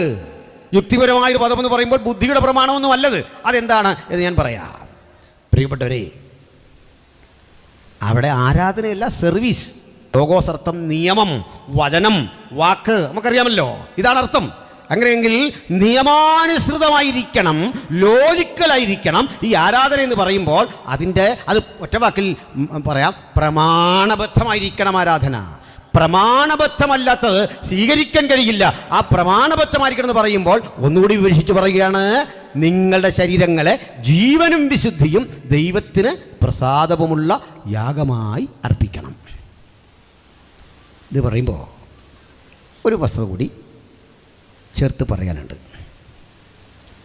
കർത്താവായ യേശുക്രിസ്തുവിന് ഒരു 2300 കൊല്ലമൊക്കെ മുമ്പ്, 2300 അല്ലെ BC, 1000 മുതൽ 1500 മുതൽ 2300 വരെയുള്ള കാലത്ത് ഇറാനിൽ ഒരു ജനത ഉണ്ടായിരുന്നു, നാടോടികളായിരുന്നു. ഈ നാടോടികളുടെ നാട്ടിലേക്ക് ജൂതന്മാരും കയറി വന്നു. 2500 BC എന്നൊക്കെ പറഞ്ഞാൽ ജൂതന്മാർ നല്ല സംസ്കാരചിത്തരാണ്. അവർക്ക് ഏകദൈവ വിശ്വാസം, അവരുടെ വസ്ത്രധാരണം, ഭക്ഷണം, ഇതിലെല്ലാം പ്രമാണബദ്ധമായ ഒരു ജീവിതശൈലിയുള്ളവരാണ്. അവർ പണ്ടേ പ്രമാണബദ്ധരാ, അറിവുള്ളവരാ. ഏകസത്യ ദൈവത്തെ ആരാധിക്കുന്നത്, പ്രകൃതി ആരാധനയില്ല. സൂര്യചന്ദ്രാദികൾ, നക്ഷത്രങ്ങളൊക്കെ പ്രകൃതി ശക്തികളാണ്. ഒഴുകുന്ന ജലം അവർക്ക് പ്രകൃതി ശക്തിയാണ്. സകലതും ദൈവത്തിൻ്റെ സൃഷ്ടിയാണ്. അവർക്ക് വിഗ്രഹമില്ല. അവർ സമാഗമന കൂടാരങ്ങളിൽ ആരാധിച്ചു വന്ന ചരിത്രവൈതൃകമുള്ളവരാ. 1000 BC എന്നൊക്കെ പറയുമ്പോൾ അവർക്ക് ആലയമുള്ള കാലമാണ്. അത്രത്തിൽ വികാസം പ്രാപിച്ച ഒരു ജനത.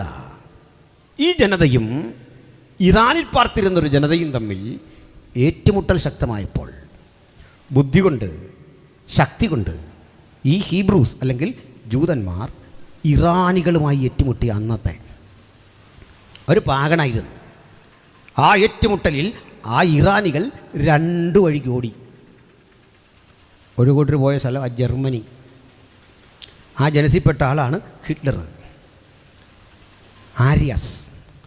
ഒരു കൂട്ടർ വന്ന സ്ഥലമാണ് ഇന്ത്യ. മനസ്സിലായില്ലേ? എന്താണ് ഇവരുടെ ക്ലാഷിൻ്റെ അടിസ്ഥാനമെന്ന് അറിയണ്ടേ? അതിത്രേ ഉള്ളൂ. ജൂതന്മാർ പാർത്തിരുന്ന ഇടങ്ങളിലൊക്കെ അവിശുദ്ധങ്ങളായ സൃഷ്ടികളെ ആരാധനയ്ക്ക് വേണ്ടി കൊണ്ടുവരികയും ഊർവരതാ പൂജ, ഫെർട്ടിലിറ്റി കൾട്ട് എന്നൊക്കെ അറിയപ്പെടുന്ന ഒരുതരം വികൃതമായ ആരാധന, പശുക്കളെ, ജീവജാലങ്ങളെ, മൃഗങ്ങളെ, അതിനൊക്കെ അപ്പുറത്ത് അതിരിവിട്ട അധാർമിക ജീവിതം പോലും ആരാധനാലയം കേന്ദ്രീകരിച്ച് നടത്തുന്ന തരത്തിലെ ചില പ്രവണതകൾ അവിടെ സൃഷ്ടിക്കുകയും മനുഷ്യ ശരീരത്തിൻ്റെ ഭാഗങ്ങൾ, രഹസ്യ ഭാഗങ്ങളൊക്കെ ആരാധനയ്ക്ക് ഉപയോഗിക്കുകയും ചെയ്യുന്ന ഒരു പ്രവണത ശക്തിപ്പെട്ടപ്പോൾ ജൂതന്മാർ തങ്ങളുടെ പരിസരത്തൊന്നും അത് അടുപ്പിച്ചില്ല. ഏറ്റുമുട്ടൽ ശക്തമായി.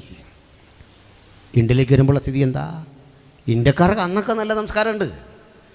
പിന്നീട് ഇങ്ങോട്ട് വന്ന 1000 ആണ്ടുകൾ കൊണ്ട് ഇറാനിൽ നിന്ന് പഠിച്ചു വന്ന ഇത്തരം തെറ്റായ സംസ്കാരങ്ങളെ കൂട്ടിക്കുഴച്ച് ഇന്ത്യക്കാർ പണ്ട് ശീലിച്ചു പോരുന്ന രീതിയിലെ തെറ്റുകൾ കടം കൊണ്ട് ഒരു ആശയഗതി ഇവിടെ രൂപപ്പെട്ടത് ആര്യനിസം. ഒരു കൂട്ടർ പോയി ജർമ്മനി, ഒരു കൂട്ടർ ഇന്ത്യയിൽ. മനസ്സിലാകുന്നുണ്ടോ? അപ്പോൾ ഇതിനെ ശുദ്ധീകരിച്ച് തിരികെ കൊണ്ടുവരാനുള്ള ആഹ്വാനം ഉള്ള ഒറ്റ ഗ്രന്ഥം വിശുദ്ധ ബൈബിളാണ്. അത് മനസ്സിലായില്ല എന്ന് തോന്നുന്നു. ഒന്നുകൂടി അത് ഇങ്ങനെ പറഞ്ഞ് ഞാൻ സ്ഥാപിക്കട്ടെ. ഞാൻ ഈ രാജ്യത്തെയും ഇതിൻ്റെ എല്ലാ പുരാണങ്ങൾ, ഇതിഹാസങ്ങളൊക്കെ അംഗീകരിക്കുന്ന ഒരാളാണ്, തുറന്നു പറഞ്ഞത്. പക്ഷെ ചോദ്യങ്ങളുണ്ട്. ഇന്ത്യയുടെ ചരിത്രത്തിൽ എവിടെങ്കിലും പണിയെടുത്ത മനുഷ്യനെ ബഹുമാനിച്ചൊരു ചരിത്രം ഇന്ത്യയിൽ എവിടെ ഉള്ളത്? ആളുകൾ വിമർശിക്കാറുണ്ട് ക്യാപിറ്റലിസ്റ്റ് രാഷ്ട്രങ്ങളെ, മൂലധന ശക്തികളുള്ള രാഷ്ട്രങ്ങളെ. അർത്ഥാൽ അമേരിക്കയെ സാമ്രാജ്യം എന്ന് വിളിക്കും, UK ഒക്കെ അങ്ങനെ വിളിക്കുക, ബ്രിട്ടീഷ് സാമ്രാജ്യം. തൊഴിലാളിക്ക് വിലയും നിലയുമുള്ള സ്ഥലം എവിടെയാണെന്ന് അറിയണ്ടേ? ഇവിടെ തന്നെയാണ്. ശമ്പളമുള്ള അവിടെയാണ്. മുടി വെട്ടുന്നവന് ബഹുമാനമുള്ള സ്ഥലം അവിടെ. തടി മുറിക്കുന്നവന് ട്രീ സർജൻ എന്ന് വിളിക്കുന്ന സ്ഥലം അവിടെ. അവന് പണം കിട്ടും ആവശ്യത്തിന്. ഓട നന്നാക്കുന്നവനെ ബഹുമാനിക്കുന്ന സ്ഥലം അവിടെ. എന്തിനാ നിങ്ങൾ ഈ അമ്മമാരൊക്കെ ഇടയ്ക്ക് മക്കളെ നോക്കാൻ വേണ്ടി അവർ പ്രഗ്നൻ്റ് ആകുമ്പോൾ പ്രസവാനന്തര ശുശ്രൂഷകൾക്ക് വേണ്ടി ഇവിടുന്ന് തന്നെ UK പോകുന്നത്, അല്ലെങ്കിൽ US പോകുന്നതെന്ന് അറിയണ്ടേ? അവിടെ ഒരാളെ നിർത്തിയാൽ ശമ്പളം കൊടുക്കാനുള്ള ശേഷി നേഴ്സിനില്ല. പണിയെടുക്കുന്നവന് പൈസ കൊടുത്തേ പറ്റൂ. ഇത് റഷ്യയിലും ചൈനയിലും ഒന്നുമല്ല. പണിയെടുക്കുന്നവനെ ബഹുമാനിക്കുന്നത്, ശമ്പളം കൊടുക്കുന്നത് ഈ രാജ്യങ്ങളിലാണ്, ഇന്ത്യയിലും അല്ല. ഇന്ത്യയുടെ ചരിത്രത്തിലെവിടെയും പണിയെടുത്തവനെ ബഹുമാനിച്ചില്ല. ഞാൻ നേരത്തെ വരേണ്ട ആളല്ലേ, പ്രസംഗരാണെങ്കിലും പാട്ടുകാർ, നമ്മളെല്ലാം നേരത്തെ അല്ലേണ്ടവരാ. ആ കൃത്യസമയത്ത് വണ്ടി എടുത്ത് ഇങ്ങോട്ട് ഓടി വരുമ്പോൾ നമ്മുടെ മുമ്പിൽ ദാ പോകുന്ന ഒരു നാശപ്പെർമിറ്റുകാരൻ. അവൻ മുമ്പിൽ പോകുമ്പോഴേക്ക് എനിക്ക് അസഹിഷ്ണുത വന്നിട്ട് ഞാൻ കിടന്ന് അടിക്കുക, ഇവരിതും കൊണ്ട് എന്തിന്? തടി കയറ്റിക്കൊണ്ട് പോകുന്ന 3-4 ലോറികൾ ഇതുവഴി പോകുക. അവനിങ്ങോട്ട് വരുമ്പോൾ നമുക്ക് ഏതാണ്ടൊരു മനുഷ്യൻ വരുന്നു, ഇവൻ ഈ സമയത്ത് ഇതുവഴി വരണോ? എനിക്ക് യോത്തിന് പോകണ്ടേ? പക്ഷെങ്കിൽ ഈ നാഷണൽ പെർമിറ്റുകാരൻ കൊണ്ടുവന്നത് എന്താണെന്നറിയണ്ടേ? നിങ്ങൾക്കുള്ള അരി, നമുക്കുള്ള പലവ്യഞ്ജനം, നമുക്കുള്ള മത്സ്യം. ഇവൻ പണിയെടുത്തില്ലെങ്കിൽ തീൻമേശയിൽ വിഭവം വരില്ല. 1000 രൂപയ്ക്ക് 800 രൂപയ്ക്ക് ഉറക്കം തൂങ്ങി വണ്ടി ഓടിക്കുന്ന ഇവനോട് ചോദിക്കുക, ഇവൻ UK ഒരു മാസം 6 ലക്ഷം. പിടിയോ? ഇത് പഠിച്ചാൽ മതി. 8-10 ലക്ഷം രൂപ ഉണ്ടാക്കുന്നവരുണ്ട് ബസ് ഓടിച്ച്. ഇവിടെ എന്താ ഡ്രൈവറുടെ വില, വാഹനം ഓടിക്കുന്നതിൻ്റെ വില, അധ്വാനിക്കുന്നതിൻ്റെ വില? ഈ വില എങ്ങനെ വന്നെന്നറിയണ്ടേ? നമ്മുടെ ഗുരു പണിയെടുക്കുന്നതിനെ നോക്കി ഒരിക്കലൊരു വിളി, അധ്വാനിക്കുന്നവരും ഭാരം ചുമക്കുന്നവരും ഇങ്ങോട്ട് വരാൻ. മുക്കുവരെ, കഷ്ടപ്പെടുന്നവരെ, വേദനിക്കുന്നവരെ, ആട്ടിടയന്മാരെ നെഞ്ചോട് ചേർത്ത് നിർത്തിയിട്ട് ഒരു കാര്യം പറഞ്ഞു, വലയും പടകും വിട്ടെന്നെ ഒന്ന് അനുഗമിക്കുക. ലോക മനുഷ്യർ മുഴുവൻ നിങ്ങളാൽ ആകർഷിക്കപ്പെടും. നീ മനുഷ്യരെ പിടിക്കുന്നവരാകും. സ്വന്തമായി ഒരു ഭാഷ അല്ലെങ്കിൽ അരാമിക്കിനപ്പുറത്തൊരു ഭാഷ നന്നായി സംസാരിക്കാൻ അറിയാത്ത, വാഹനം സ്വന്തമില്ലാത്ത, സഞ്ചരിക്കാനൊരു കാളയോ കഴുതയോ കുതിരയോ സ്വന്തമില്ലാത്ത, ബാങ്ക് ബാലൻസ് ഇല്ലാത്ത 10-12 ആളുകളെ നിരത്തി നിർത്തിയിട്ട് പറയാ, ഭൂമിയുടെ അറ്റം വരെ ഈ സന്ദേശമായി നിങ്ങൾ പോകും, നിങ്ങൾ എൻ്റെ സാക്ഷികളാകുമെന്ന് ഈ ഗുരു പഠിപ്പിച്ചതിനെ അന്വർത്ഥമാക്കിക്കൊണ്ട് അന്ന് പ്രവർത്തിച്ചിറങ്ങിയ ആ സുവിശേഷകർ പ്രസംഗിച്ചത് എന്തോ അത് യാഥാർത്ഥ്യമായതുകൊണ്ട് ലോകം അനുഗ്രഹീതമായ ആത്മീക വെളിച്ചത്തിൻ്റെ വഴിത്താരകൾ തിരഞ്ഞെടുത്തതും ഇന്ന് കാണുന്ന ജീവിതത്തിൻ്റെ വികാസ പരിണാമങ്ങൾ സൃഷ്ടിക്കപ്പെട്ടതുമെങ്കിൽ ബുദ്ധിയുള്ള ആരാധന എന്തെന്നറിയണ്ടേ? അത് സുവിശേഷത്തിൻ്റെ വ്യാപനമാണ്. അത് ഏതെങ്കിലും ദൈവശക്തികളെ ആരാധിക്കുന്നതല്ല, അത് ഏതെങ്കിലും പ്രകൃതി ശക്തികളെ വണങ്ങുന്നതല്ല, അത് സൂര്യചന്ദ്രന്മാരെ വണങ്ങുന്നതല്ല, അത് രാഷ്ട്രം ഭരിക്കുന്ന ഭരണകൂടത്തെ ആരാധിക്കുന്നതല്ല. ഒറ്റ സൃഷ്ടാവ് ഈ പ്രപഞ്ചത്തിനെന്നറിഞ്ഞുകൊണ്ട് ഉലകത്തിന്റെ നാഥന് നമസ്കാരം കൊടുക്കുന്ന, ആ നാഥനെ മാത്രം ആരാധിക്കുന്ന, അവിടുത്തെ വീണ്ടെടുപ്പിൻ പദ്ധതി അംഗീകരിക്കുന്ന അതുല്യവും അജയ്യവുമായ വഴിയെങ്കിൽ അത് തിരിച്ചറിയുന്ന നമുക്ക് ഈ സുവിശേഷത്തിന്റെ സാരാംശം പറയാ. ഇത് പരിജ്ഞാനത്തിൽ അധിഷ്ഠിതം, ഇത് വിവേകത്തിൽ അധിഷ്ഠിതം, ഇത് മാനവികതയിൽ അധിഷ്ഠിതം, ഇത് ദൈവീകം, ഇത് ആത്യന്തികം. ഈ സന്ദേശമാ ഞങ്ങൾ ഉലകത്തോട് എന്നും പറഞ്ഞുകൊണ്ടിരിക്കുന്നത്. അപ്പോൾ റോമിനെ മാറ്റിയ സന്ദേശം അതാ, ഉലകത്തെ മുഴുവൻ മാറ്റിയ സന്ദേശം അതാ. ഇനിയുമുണ്ട് ഒത്തിരി പറയാൻ. ബഹുമാനിയെ പറയട്ടെ, നമ്മുടെ രാജ്യത്ത് ഒത്തിരി ചികിത്സാവിധികളുണ്ട്. അപ്പോൾ ഈ ചികിത്സാവിധികൾ വരുമ്പോൾ എല്ലാവരും എപ്പോഴും ഒരു കാര്യം ഓർക്കണം, എല്ലാ ചികിത്സകരും ആദ്യം പറയുന്നത് ഇംഗ്ലീഷ് മരുന്നിൻ്റെ കുറ്റമാണ്. അത് ശ്രദ്ധിച്ചിട്ടുണ്ടോ? എല്ലാ മനുഷ്യരും നിങ്ങളൊരു ഹോമിയോ മരുന്ന് കഴിക്കാൻ വേണ്ടിയിട്ട് അടുത്ത ഡോക്ടറെ ചെന്ന് കാണും. പുള്ളി ഒരു 1/4 മണിക്കൂർ പറയും സാൽബുറ്റാമോളിന് എന്തെല്ലാം കുഴപ്പമുണ്ട്. ആയുർവേദം ഇതൊക്കെ തന്നെ പറയും. പിന്നെ കുറേ സംഗതികളുണ്ട്. ഇവിടെല്ലാം നമ്മൾ പോയി ഒരു കാര്യം കേട്ടിട്ടുണ്ടോ? ഇതെല്ലാം ടെസ്റ്റിമോണിയലാണ്, സയൻറ്റിഫിക്കലല്ല. ഇതൊരു സൗഖ്യമൊക്കെ കിട്ടിക്കാണും, ഇല്ലെന്നൊന്നും എനിക്ക് അഭിപ്രായമില്ല. പക്ഷേ ഈ ചികിത്സയുടെ ഒക്കെ പ്രശ്നം കേൾക്കണമായിരുന്നു. ആയുർവേദം പണ്ട് നമ്മുടെ രാജ്യത്ത് നിലനിൽക്കെ ഇതെല്ലാവർക്കും പ്രാപ്യമല്ല. ഇത് ചെയ്യുന്ന ആളൊരു ബ്രാഹ്മണോ നമ്പൂതിരിയോ ഇങ്ങനെയൊക്കെയുള്ള ഒരാളായിരിക്കും. താഴെത്തട്ടിലുള്ള ആളുകൾ അകലം പാലിച്ച് നിൽക്കണം. OBC-കൾ നിൽക്കേണ്ടത് 32 അടി അകലം, SC നിൽക്കേണ്ട 64 അടി അകലം, നായാടികൾ എന്ന് പറയുന്നൊരു സമൂഹമുണ്ട്, അവ നിൽക്കുന്നത് 90 അടി അകലം. രോഗിയും ഡോക്ടറും തമ്മിലുള്ള അകലമാണ്. എന്നിട്ട് ഡോക്ടർ പറയും കിഴുകാനെല്ലി വേരോടെ എടുത്ത് ആട്ടിൻപാലിൽ കലക്കി നാഴികയും വിനാഴികയും എല്ലാം പറയും. ഇത് വേണ്ടി വന്ന രോലെ കുറിച്ച് കൊടുക്കും. ഇയാളിതവിടെ പോയി പറിക്കും. അത് അതിൻ്റെ ഒരു സാഹിത്യ ഭാഷയുണ്ട്. കൂശ്മാണ്ഡ രസായനം എന്നൊക്കെ പറഞ്ഞ് എഴുതി വിടുന്നത്. കുമ്പളങ്ങ ഉണ്ടാക്കുന്ന സാധനമാണ്. കുമ്പളങ്ങ എന്ന് പറയില്ല, കൂശ്മാണ്ഡം എന്ന് മാത്രമേ പറയുള്ളൂ. ഇതെല്ലാം പോയി സംഘടിപ്പിക്കാൻ പറയും. ഇയാളിതും വലിച്ചെറിഞ്ഞിട്ട് പിന്നെ കിട്ടുന്നൊരു ഒറ്റ പരിപാടിയാണ്, മന്ത്രവാദിയെ കാണാൻ പോകും. അതിനാ മരുന്നും മന്ത്രവും അത് കണക്റ്റഡായിട്ട് വന്നത്. ആ പ്രയോഗം തന്നെ. അങ്ങനെ മന്ത്രവാദി ഏതാണ്ടൊക്കെ കാണിച്ചും സൗഖ്യമായ കഥകളുണ്ടല്ലേ. അങ്ങനെയാണ് എന്നെയൊക്കെ കൊണ്ടുപോയിട്ടുണ്ട് മന്ത്രവാദിയുടെ അടുത്ത്. കാരണം ഞങ്ങളൊക്കെ ഈ വനത്തിലാണ് ജനിച്ചോളാം. ഒരു സൈഡ് മുഴുവൻ 10,000 ഏക്കർ റബ്ബർ തോട്ടം. എൻ്റെ അല്ല, KP1-ൻ്റെയാണ്. ഇത് കേട്ടാൽ അവർക്ക് ഇത്രയും തോട്ടം, പേര് പോലെ ഇത്രയും തോട്ടമൊക്കെ അല്ലേ. അത് നിങ്ങൾ പേടിക്കാതിരിക്കാമെങ്കിൽ ഒരു കാര്യം പറയാം, അതിനകത്തൊരു പഞ്ചതീർത്ഥ കുളത്തിലാണ് ഞാൻ സ്ഥാനപ്പെടുന്നത്. ഇപ്പോഴാണെങ്കിൽ അങ്ങോട്ട് കയറ്റുകയില്ല, ഓടിക്കും. ഇത് ലൈവ് പോകുന്നുണ്ടല്ലേ അമ്പള. ഇനി ഇതിൽ പരമൊന്നും എനിക്ക് വരാനില്ല, പോട്ടെ. അപ്പോൾ അവിടെ ഇപ്പോൾ എയർപോർട്ട് വരുന്നത്, അതിൻ്റെ അപ്പുറത്ത് വനം തുടങ്ങുക, തേക്കടി വരെ വ്യാപിച്ച് കിടക്കുന്ന വനം. ഇതിൻ്റെ അകത്ത് നമ്മൾ താമസിക്കുന്നത്.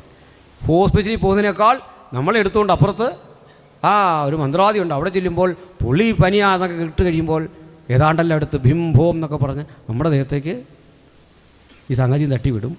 മാറി എന്നവർ പറയും. മാറി, നമ്മളും വന്നു. അങ്ങനെയൊക്കെ ഒരു കാലമുണ്ട്. എന്തിനാ പറഞ്ഞേ, ഇങ്ങനെ ഇരിക്കുന്ന ഇന്ത്യയുടെ ചരിത്രത്തിൽ നമ്മളൊരു കാഴ്ച കണ്ടു. സായിപ്പ് വന്ന് കുതിര വണ്ടിയിൽ ഇറങ്ങുന്നു. അതിലൊരു ബാഗ്, കൂടെ ഒരു നേഴ്സ് പെണ്ണ്, അപ്പുറത്തൊരു സഹായി, ചിലപ്പോൾ പുള്ളിയുടെ ഭാര്യയായിരിക്കും കൂടെ ഒരാൾ. അവർ ഈ തെർമോമീറ്ററും സ്റ്റെതസ്കോപ്പും ഒക്കെ കയ്യിലുണ്ട്. ബാഗിനകത്ത് മരുന്നുമൊക്കെ ഉണ്ട്. അങ്ങോട്ട് ചാടി ഇറങ്ങി. നമ്മൾ രോഗികളിങ്ങനെ അകന്നകന്ന് പോവാ. പുള്ളി പറഞ്ഞു, ഇവിടെ വാ. അവരിങ്ങോട്ട് വരുന്നു. ഈ പെണ്ണ് ഈ തെർമോമീറ്റർ കൊണ്ട് നമ്മുടെ പനിയൊക്കെ പരിശോധിക്കുന്നു, ടെമ്പറേച്ചർ നോക്കുന്നു, അടയാളപ്പെടുത്തുന്നു. ഇദ്ദേഹം വന്ന് നമ്മളെ കൊണ്ട് നിർത്തി നെഞ്ചിലും പുറത്തുമൊക്കെ ഈ സ്റ്റെതസ്കോപ്പ് മുട്ടിക്കുന്നു. അങ്ങോട്ട് മാറി നിന്ന് എഴുതുന്നു. അപ്പുറത്തൊരാൾ മരുന്ന് മിക്സ് ചെയ്യുന്നു. അങ്ങനെ ഈ കോമ്പൗണ്ടേഴ്സ് എല്ലാം കൂടെ മിക്സ് ചെയ്യുന്ന ആൾ, ഇപ്പോൾ ആ തൊഴിലില്ല. ഇതെല്ലാം അവിടെ തരുന്നു. നമ്മളിത് മേടിച്ച് കുടിക്കുന്നു, ഒരു ഗുളിക വാങ്ങുന്നു, കഴിക്കുന്നു, പോന്നു. ഈ സ്റ്റെതസ്കോപ്പിനും ഈ തെർമോമീറ്ററിനൊരു പ്രത്യേകതയുണ്ട്. ഈ തെർമോമീറ്റർ ആ സംഗതി നമ്മുടെ ഒരൽപ്പം ഡെറ്റോളും എല്ലാം വെച്ചൊക്കെ ഒന്ന് കഴിവുമെങ്കിലും ഈ സ്റ്റെതസ്കോപ്പ് അങ്ങനല്ല.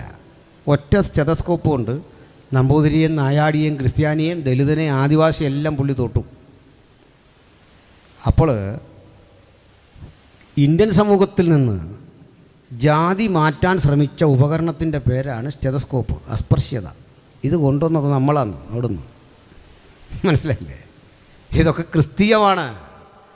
അതുകൊണ്ട് ആ ഹോമിയോക്കാരൻ വന്നാലും ആര് വന്നാലും ഇതിൻ്റെ കുഴപ്പം കൂടുതൽ തട്ടുമ്പോൾ അതിൻ്റെ കാരണം എന്താണെന്ന് അറിയണ്ടേ, ചിലവ് കുറഞ്ഞ ചികിത്സ ഇതാ. സന്തോഷമില്ല, മനസ്സിലായി? ഇതൊക്കെ നമ്മളാണെന്ന് ആധുനികത. വെളിച്ചം ലോകത്തിന് കൊടുത്ത നമ്മളാണെന്ന് ഈ എനർജി, ഈ കാണുന്ന ലൈറ്റ്. നമ്മളോട് സംസാരിക്കുമ്പോഴൊക്കെ ആളുകൾ സയൻറ്റിഫിക് ടെമ്പർ, ശാസ്ത്രബോധം, ഇതൊക്കെ വേണമെന്ന് പറയും. ഞങ്ങളുടെ സംവാദത്തിൽ കണ്ടു കാണും. ഞാനൊരിക്കൽ ഇവരോട് ചോദിച്ചു, നിരീശ്വരന്മാരായ ആളോട് ചോദിച്ചു, ഞാൻ ഇവിടെ വന്നുകൊണ്ട് ഞങ്ങളുടെ കുറേ ആളുകളുടെ പേര് പറയാം. Michael Faraday, Marie Curie, Pierre Curie, Wright സഹോദരന്മാർ നമുക്കറിയാമല്ലോ. അതുപോലെ ആഡം സ്മിത്ത്, ഐസക് ന്യൂട്ടൺ, ഇങ്ങനൊരു 100 പേരുടെ പേരും കണ്ടുപിടുത്തമൊക്കെ നിങ്ങൾക്കറിയാം. 10 നിരീശ്വരന്മാരുടെ പേര് പറഞ്ഞേ,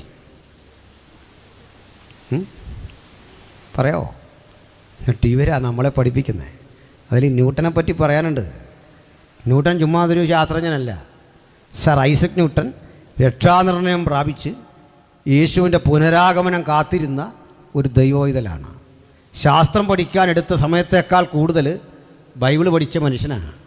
ബൈബിളിലെ ദാനിയേൽ വെളിപ്പാട് പുസ്തകങ്ങൾക്ക് വ്യാഖ്യാനം ചമച്ച മനുഷ്യനാണ്. അദ്ദേഹത്തിൻ്റെ വെളിപ്പാട് പുസ്തകം വ്യാഖ്യാനം അപ്പോക്കലിപ്സിസ് എൻ്റെ പക്കലുണ്ടൊരു കോപ്പി. എൻ്റെ പക്കലുണ്ടെന്ന് പറയാൻ വേണ്ടിയല്ല, ആ തെളിവിൻ്റെ കൃത്യതയ്ക്ക് പറഞ്ഞതാണ്. അത്ര കൃത്യം ബൈബിൾ പഠിക്കുന്ന ആളാണ്, പ്രതിഭാശാലി. അദ്ദേഹത്തെപ്പറ്റി പറയുമ്പോൾ എൻ്റെ ഓർമ്മയിൽ വരുന്ന ഒരു സംഭവമുണ്ട്. അദ്ദേഹം ഒരിക്കൽ ഇങ്ങനെയുള്ള സംവാദങ്ങളിലും സംഭാഷണങ്ങളിലും ഒക്കെ ഇടപെട്ട് പോകുമ്പോൾ അദ്ദേഹത്തൊരു വെറുപ്പ് തോന്നിയ ഒരു മാത്തമാറ്റീഷ്യൻ ഉണ്ടായിരുന്നു. അദ്ദേഹം വിഷമം പിടിച്ച ഒരു ഗണിത പ്രശ്നം എഴുതി, 3-4 പേജുണ്ട്.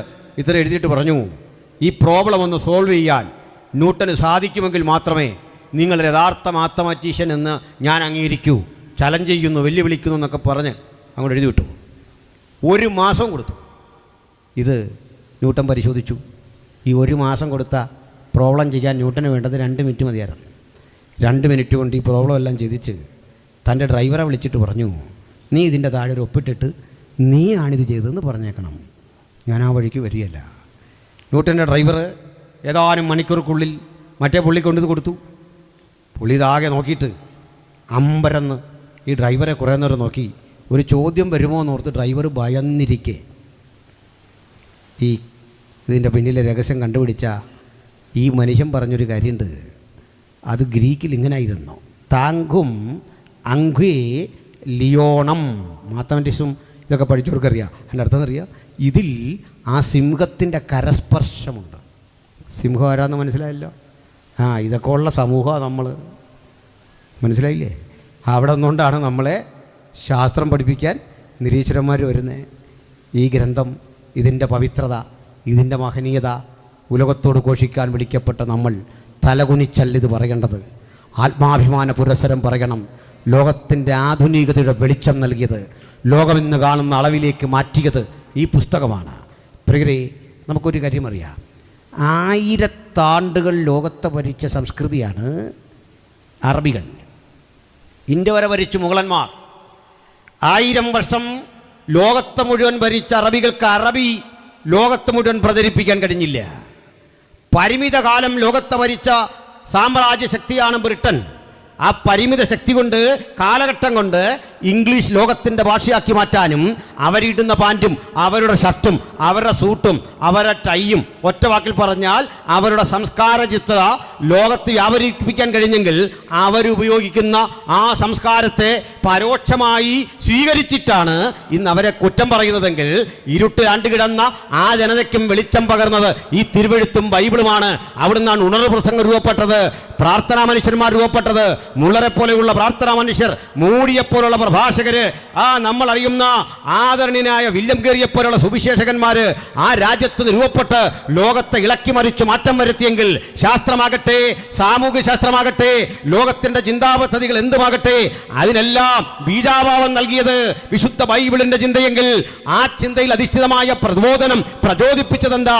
നിങ്ങൾ ബുദ്ധിയുള്ള ആരാധനയായി നിങ്ങളുടെ ശരീരങ്ങളെ ജീവനും വിശുദ്ധിയും ദൈവത്തിന് പ്രസാദമുള്ള യാഗമായി സമർപ്പിക്കണം. പ്രിയപ്പെട്ടവരെ, നമുക്കറിയാം റിച്വലിസ്റ്റിക്കായ മതങ്ങൾ ലോകത്തുണ്ട്. എന്ന് വെച്ചാൽ ആരാധനയ്ക്ക് വരും മുമ്പ് കുളിക്കണം, നഖം പോലും വെട്ടി വൃത്തിയാക്കണം, മരിച്ചു കഴിഞ്ഞൊരു ശവം എങ്ങനെ അടക്കണം, ഇങ്ങനെ ഒത്തിരി കാര്യങ്ങൾ മിക്ക മതങ്ങളിലും ഉണ്ട്. യഹൂദമതത്തിലുണ്ട്, ഹിന്ദുയിസത്തിലും ഇസ്ലാമിലും എല്ലാം ഉണ്ട്, ഇല്ലേ? ഇതൊന്നും ഇല്ലാത്തൊരു വിശ്വാസം നമ്മുടെയാ. മരിച്ചു കഴിഞ്ഞ് എങ്ങനെ അടക്കണമെന്നുണ്ടോ? ഉണ്ടോ? അത് നമ്മൾ ചെല്ലി മുതലെടുക്കുന്നുണ്ട്. അവിടെ നിന്ന് സൂര്യൻ്റെ തേജസ് വേറെ, ചന്ദ്രൻ്റെ തേജസ് വേറെ എന്നും പറഞ്ഞങ്ങ് പോവാ. ശവം എഴുന്നേറ്റ് വന്നതല്ലാത്തൊരു ഭാഗ്യം നീട്ടിക്കൊണ്ട് പോകുന്നതിൻ്റെ പേര്, അല്ലേ?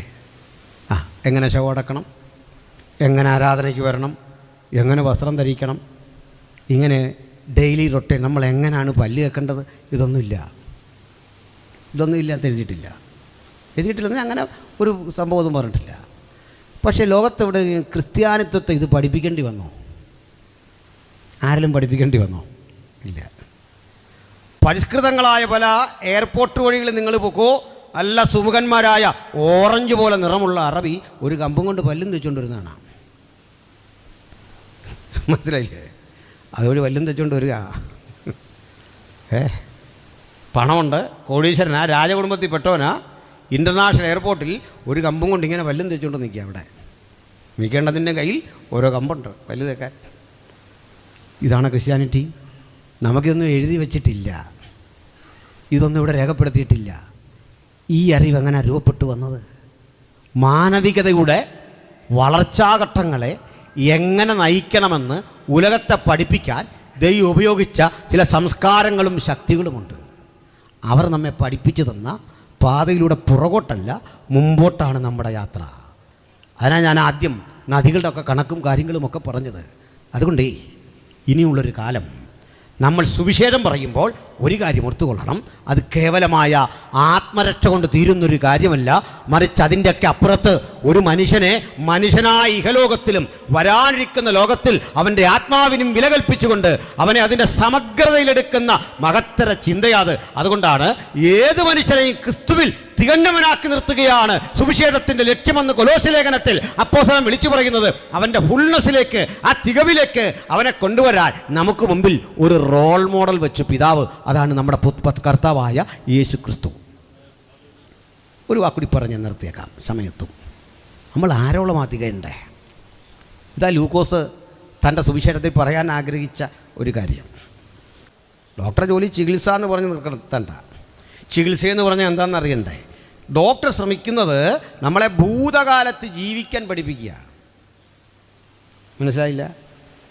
ഞാനിപ്പം നിങ്ങളെന്നെ കണ്ടിട്ട് പറയുക ക്ഷീണിച്ചു പോയല്ലോ എന്ന് പറഞ്ഞതിൻ്റെ അർത്ഥം ക്ഷീണിക്കാത്ത എൻ്റെ ഒരു രൂപം നിങ്ങൾ കണ്ടിട്ടുണ്ടോ? ക്ഷീണിക്കാത്ത എൻ്റെ രൂപത്തിലേക്ക് എന്നെ തിരിച്ചു കൊണ്ടെത്തിക്കുന്ന പ്രക്രിയയാണ് ഡോക്ടർ ചെയ്യുന്നത്. ഭൂതകാലത്ത് ജീവിക്കാൻ പഠിപ്പിക്കുക. ശരിയല്ലേ? ഭൂതകാലത്തേക്ക് എത്തിക്കുക. അത് ഡോക്ടർ ഇന്നുവരെ പൂർണ്ണമായി അതിൽ വിജയിച്ചിട്ടില്ല. അപ്പോൾ പിന്നെന്താ ചെയ്യുന്നത്? ആരോഗ്യദൃഢഗാത്രമായൊരവസ്ഥയിലേക്ക് നമ്മെ ഒന്ന് ട്രാൻസ്ഫോം ചെയ്യാൻ ഒരു റോൾ മോഡൽ തൻ്റെ മുമ്പിലുണ്ടോ? ആരെപ്പോലെ? എങ്ങനെ? ആരാണൊരു പൂർണ്ണനായ മനുഷ്യൻ? എല്ലാം തികഞ്ഞ പൂർണ്ണനായൊരു മനുഷ്യനുണ്ടോ? കർത്താവിനെ മാറ്റി നിർത്തുണ്ടോ? ഇല്ലെന്നാണോ? ഞാൻ എൻ്റെ പഠനത്തിൽ ഒരാളെ കണ്ടെത്തി. ഒരു ഇന്ത്യക്കാരനാണ്, ജസ്റ്റിസ് പരിപൂർണൻ എന്നാണ് പേര്. കേട്ടിട്ടുണ്ടോ? ഞാൻ കണ്ടെത്തിയ അത് റിട്ടയർ ആയതുകൊണ്ടാ ഇത്ര ധൈര്യത്തോടെ പറയുന്നു. പോട്ടെ, ഇല്ല കളി അങ്ങ് മാറും. ബാക്കി നമുക്കല്ല ഏതാണ്ടൊരു കുറവുണ്ട്, ഒരു അപാകത, ഏതാണ്ടൊരു കുറവുണ്ട്. നമ്പ്യാരത് പറയുന്നുണ്ട് അല്ലേ? ലക്ഷണമൊത്തോ ഒന്നോ രണ്ടോ എന്നൊക്കെ ഒരു പാട്ടുണ്ടല്ലോ പണ്ട്. എവിടേക്കോ ഒരു കുറവ്. ആ കുറവിനെ പരിഹരിക്കാനാണ് നമ്മളെല്ലാം ശ്രമിച്ചുകൊണ്ടിരിക്കുന്നത്. പക്ഷെ അങ്ങോട്ട് മാറുന്നില്ല. പരിഹരിക്കാൻ ശ്രമിക്കുന്നതിനകത്ത് അത് കൂടുതൽ കുളവാകുക. അതാ യൂട്യൂബൊക്കെ നോക്കി കിട്ടുന്നതെല്ലാം മേടിച്ച് കഴിച്ച് പരിഹരിക്കാനാണ് ശ്രമിച്ചേ. ഉലുവാതിന്ന് ഷുഗർ മാറ്റും, കിഡ്നി അടിച്ചു പോവും. ഇതാ വിഷയം. അവിടെ കാണുന്ന ഇലയെല്ലാം കൂടെ പറിച്ച് കുടിച്ചു കഴിഞ്ഞാൽ ഷുഗർ പാടെ മാറും, ആ കൂടെ കിഡ്നി ഫ്രീ ആയിട്ട് മാറും. ബോണസാണ്. അങ്ങ് പൊക്കോളും. പിന്നെ ഇതുണ്ടായി വരാൻ പാടാ. അതിനെ വൈദ്യനെ കാണണം. അതിനൊക്കെ സംവിധാനങ്ങൾ വെച്ചിരിക്കുന്നത്. എന്തിനാ പറഞ്ഞു വെച്ചേ? അപ്പോൾ നമ്മളിന്ന് പൂർണ്ണനാക്കണം. ഇതായിരുന്നു ലൂക്കോസ് പഠിച്ച വൈദ്യശാസ്ത്രം. ഗ്രീസ് വൈദ്യശാസ്ത്രത്തിൻ്റെ നാടാ. അവിടെ നിന്നാണ് വൈദ്യശാസ്ത്രവുമായി ബന്ധപ്പെട്ട പൂർവ്വ പ്ലേറ്റോ ഒക്കെ. അരിസ്റ്റോട്ടിൽ ഒരു ഡോക്ടറോടായിരുന്നു, വൈദ്യനായിരുന്നു. ഗാലൻ എന്നൊരു ഡോക്ടറുണ്ട്, AD 100 കാലൻ എന്നൊന്നും പറഞ്ഞേക്കരുത്. അങ്ങനെ ഒരു ഡോക്ടറുണ്ടെന്ന് അൽക്കൊടുത്തോട്ടം പറഞ്ഞൊന്നും പറഞ്ഞേക്കല്ല്. ഗാലൻ. അപ്പോൾ ഞാനിതൊക്കെ പറഞ്ഞത് അവിടുന്ന് വൈദ്യശാസ്ത്രം വികാസം പ്രാപിച്ചു വന്നു. ആ സ്ഥലത്തു നിന്നാണ് നമ്മുടെ ലൂക്കോസ് വരുന്നത്. അപ്പോൾ ലൂക്കോസ് ഒരു ഡോക്ടർ ശ്രദ്ധിക്കുന്ന എന്താ? ഈ ഷൂ വിൽക്കുന്നവൻ നമ്മുടെ കാലിലേക്കായിരിക്കും നോക്കുക, നമ്മളുടെ ഷൂവിൻ്റെ ബ്രാൻഡ് എന്താണ്. മുടി വെട്ടുന്ന നമ്മുടെ മുടിയിലേക്ക് ഇങ്ങനെ നോക്കിക്കൊണ്ടിരിക്കും. അത് പെർഫെക്റ്റ് ആണോ, വെട്ടിയതാരാ, എന്താണെന്നിങ്ങനെ നോക്കിക്കൊണ്ടിരിക്കും. കെട്ടിടം പണിയുന്ന ആൾ ഈ കെട്ട് വൃത്തിയാണോ എന്ന് നോക്കിക്കൊണ്ടിരിക്കും. ഇതാണ് എൻ്റെ രീതി. ഏത് പ്രൊഫഷനിൽ ഒരാൾ ഇടപെട്ടുവോ ആ പ്രൊഫഷനുമായി ബന്ധപ്പെട്ടിങ്ങനെ നോക്കും. അപ്പോൾ ഡോക്ടറുടെ മുമ്പിൽ ഒരു പൂർണ്ണനായ മനുഷ്യനെ ജീവിതത്തിൽ ഇതുവരെ ലൂക്കോസ് കണ്ടിട്ടില്ല. അദ്ദേഹത്തിൻ്റെ മുമ്പിൽ വന്ന് ഈ ടേബിളിൽ കിടന്ന മനുഷ്യരുണ്ട്, മുറിവെറ്റവരുണ്ട്, ക്ഷയരോഗികളുണ്ട്, കണ്ണു കാണാത്തവരുണ്ട്, നാനാവിധ വ്യാധി പിടിച്ചവർ ഈ വൈദ്യൻ്റെ മുമ്പിൽ വന്നിട്ടും ആ അപാകതയുള്ളവരെ, അപൂർണരെ മാത്രം കണ്ടു പരിചയപ്പെട്ടതാ. അതുകൊണ്ടേ ഈ ലേഖനത്തിൽ പറയുന്നൊരു കാര്യമുണ്ട്. നിങ്ങളുടെ ശരീരങ്ങളെ ജീവനും വിശുദ്ധിയും. പലതരം ശരീരമുണ്ട്, വ്യത്യസ്തമാണതിൻ്റെ അവസ്ഥ. അതിൻ്റെ ഊഷ്മാവ് വ്യത്യസ്തം, രോഗാണുക്കൾ വ്യത്യസ്തം, രോഗം വ്യത്യസ്തം, അത് ക്ഷീണിക്കുന്ന രീതി വ്യത്യസ്തം, നിറം വ്യത്യസ്തം, പ്രതിരോധ ശേഷി വ്യത്യസ്തം. അതുകൊണ്ട് 100,000 ശരീരങ്ങളെ കണ്ടു പരിചയിപ്പിക്കപ്പെട്ട വൈദ്യന്മാരുടെ നാട്ടിലേക്ക് പൗലോസ് എന്നൊരു മനുഷ്യൻ മാസിഡോണിയിൽ ചെന്ന് ധന്യനായ യേശുവിനെ കുറിച്ച് പരിശോധിച്ചിട്ട് പഠിച്ചിട്ട് ലൂക്കോസിന് പങ്കുവച്ച സുവിശേഷത്തിൽ ഒരു വ്യക്തി അങ്ങോട്ട് കൊടുക്കുക. അപ്പോൾ ലൂക്കോസിന് ഇതുവരെ കിട്ടാത്തൊരു സാമ്പിള് ജീവിതത്തിൽ ആദ്യം കിട്ടിയിട്ട് പറഞ്ഞു, you test, you evaluate it. നീ ഈ സാമ്പിൾ ഒന്ന് പരിശോധിച്ചേ. ഇതൊക്കെ ഡോക്ടറുടെ പക്കലേക്ക് എന്തെങ്കിലും ഒരു ഐഡിയ കിട്ടിയാൽ കുട്ടികൾക്ക് ഷെയർ ചെയ്യുന്ന പോലെ യേശുവിൻ്റെ ശരീര സാമ്പിൾ, ഞാൻ എൻ്റെ ഒരു രീതി പറയുന്നത് കേട്ടോ, എൻ്റെ ഒരു വേർഷനിലാണ് പറയുന്നത്. ഇതങ്ങോട്ട് കൊടുത്തപ്പോൾ ഒന്ന് മനസ്സിലായി. സാക്ഷാൽ നമ്മുടെ രോഗങ്ങളെ അവൻ വഹിച്ചു, ഉറപ്പിച്ചു. നമ്മുടെ വേദനകളെ അവൻ ചുമന്നു. മനുഷ്യനാകട്ടെ മനഃശാസ്ത്രപരമായി വിധിയെഴുതി, നാമോ ദൈവനെ അടിച്ചും ശിക്ഷിച്ചും ദണ്ഡിപ്പിച്ചും ഇരിക്കുന്നു എന്ന് വിചാരിച്ചു. ദൈവശാസ്ത്രപരമായി അതിന് വിചിന്തനം വന്നു. പിതാവിന് അവനെ തകർത്ത് കളവാൻ ഇഷ്ടം തോന്നി. അങ്ങനെ ശാസ്ത്രത്തിൻ്റെ, തത്വചിന്തയുടെ ഒക്കെ ഒരു നാട്ടിൽ നാനാവിധ പരിശോധനാ രീതികൾ കൊണ്ട് ലൂക്കോസ് ഇങ്ങനെ പരിശോധിച്ച് പഠിച്ചപ്പോൾ ഒരു മനുഷ്യന് അനുഭവിക്കേണ്ടി വരുന്ന വ്യതകൾ, ഭാരങ്ങൾ, മനോനിലയുടെ തകർച്ചകൾ ഇതെല്ലാം കൃത്യം അനുഭവിച്ച ഒരു സാമ്പിൾ, ചുരുക്കി പറഞ്ഞാൽ സകല രോഗങ്ങളും വ്യാപരിച്ച ഒരു സാമ്പിൾ കണ്ടു. അതാ വചനം പറയുന്നത്. സാക്ഷാലുള്ള രോഗാവസ്ഥകളെ മുഴുവൻ ഈ ശരീരത്തിൽ കാണാം. വചനം പറയുക, അവൻ പ്രാണവേദനയിലായി. എപ്പോഴാണ്? ഗത്സമനയിൽ പ്രാർത്ഥിച്ചു കൊണ്ടിരിക്കുമ്പോൾ യോഹന്നാൻ 10 പറയുക, അവൻ പ്രാണവേദനയിലായി. അങ്ങനെ പ്രാണവേദന അവന് സംഭവിച്ചു. ഒരു മനുഷ്യനെ പൊതുസ്ഥലത്തിട്ട് ആക്ഷേപിക്കുക, അടിക്കുക, തലയിൽ മുൾക്കിരീടം വെക്കുക, ഈ നിലയങ്കി ധരിപ്പിക്കുക, പരിഹസിക്കുക, ഇങ്ങനെ അടിച്ചുടച്ച് തകർത്ത് ശാരീരിക പീഡയും മനോനിലയും തകർത്തുകൊണ്ട് അങ്ങോട്ട് കൊടുത്തപ്പോൾ ഈ ശരീരം ആത്മാവിൽ ലൂക്കോസ് കണ്ടു, പഠിച്ചു, മനസ്സിലാക്കി. ഒടുക്കം ഇതിനെന്ത് സംഭവിക്കും? അടുത്ത ഘട്ടം ഫോറൻസിക്ക. ആ മണ്ഡലത്തിലേക്ക് പോകുക. ശരീരം നിർജീവമായി കഴിഞ്ഞു, പ്രാണൻ നഷ്ടപ്പെട്ട് കഴിഞ്ഞു. വൈദ്യശാസ്ത്രത്തിൻ്റെ അവസാന ഘട്ടവുമെത്തി. നമ്മോട് ഡോക്ടർ പറയില്ലേ, ഞങ്ങളെ കൊണ്ട് ചെയ്യാവുന്നതെല്ലാം ചെയ്തു, തീർന്നു, അതും കഴിഞ്ഞു. അങ്ങനെ വൈദ്യൻ പറയും മുമ്പേ നമ്മുടെ ഉടയവൻ ആ ക്രൂശിൽ കിടന്ന് വിളിച്ചു പറഞ്ഞു, സകലതും പൂർത്തിയായി, എല്ലാം തീർന്നിരിക്കുന്നു, സകലതും തീർന്നു, എന്നെക്കൊണ്ട് ഇനി ഒന്നും ചെയ്യാനില്ലെന്ന് വൈദ്യന് പറയാൻ അവസരം കൊടുക്കാതെ ആ മരണനിമിഷം സ്വയം ഏൽപ്പിച്ചുകൊണ്ട് മരണത്തിന് ഇതുവരെ ആരും പറയാത്ത ഒരു പൊരുൾ കൂടി പറഞ്ഞു. എൻ്റെ ആത്മാവിനെ അത് തന്നവന്റെ പക്കലേക്ക് തിരികെ കൊടുത്തുകൊണ്ട് പുത്രൻ പ്രാണനെ വെടിഞ്ഞിട്ട് ആ തിരുശരീരം ഇതാ കൊണ്ട് കല്ലറയിൽ വെച്ചു. 3 ദിവസം. ഇവിടെ മുതൽ മാറി. ചീഞ്ഞഴുകേണ്ടതാ, അണുക്കൾ ഭക്ഷിക്കേണ്ടതാ, മണ്ണോട് മണ്ണ് ചേരേണ്ടതാ. ഇവിടെ വരെ ലൂക്കോസ് പഠിച്ച വൈദ്യശാസ്ത്രം കറക്റ്റാണെങ്കിൽ, ലൂക്കോസ് ഇനി നീ ഗ്രന്ഥം മാറ്റണം, ഇനി ചിന്ത മാറ്റണം, ആശയം മാറ്റണം, ആത്മാവിന് ഏൽപ്പിച്ചു കൊടുക്കണം. ആത്മാവ് എന്താ പഠിപ്പിച്ചെന്നറിയണ്ടേ? തൻ്റെ പരിശുദ്ധനെ ദ്രവത്വം കാണാൻ പിതാവ് സമ്മതിക്കയില്ല.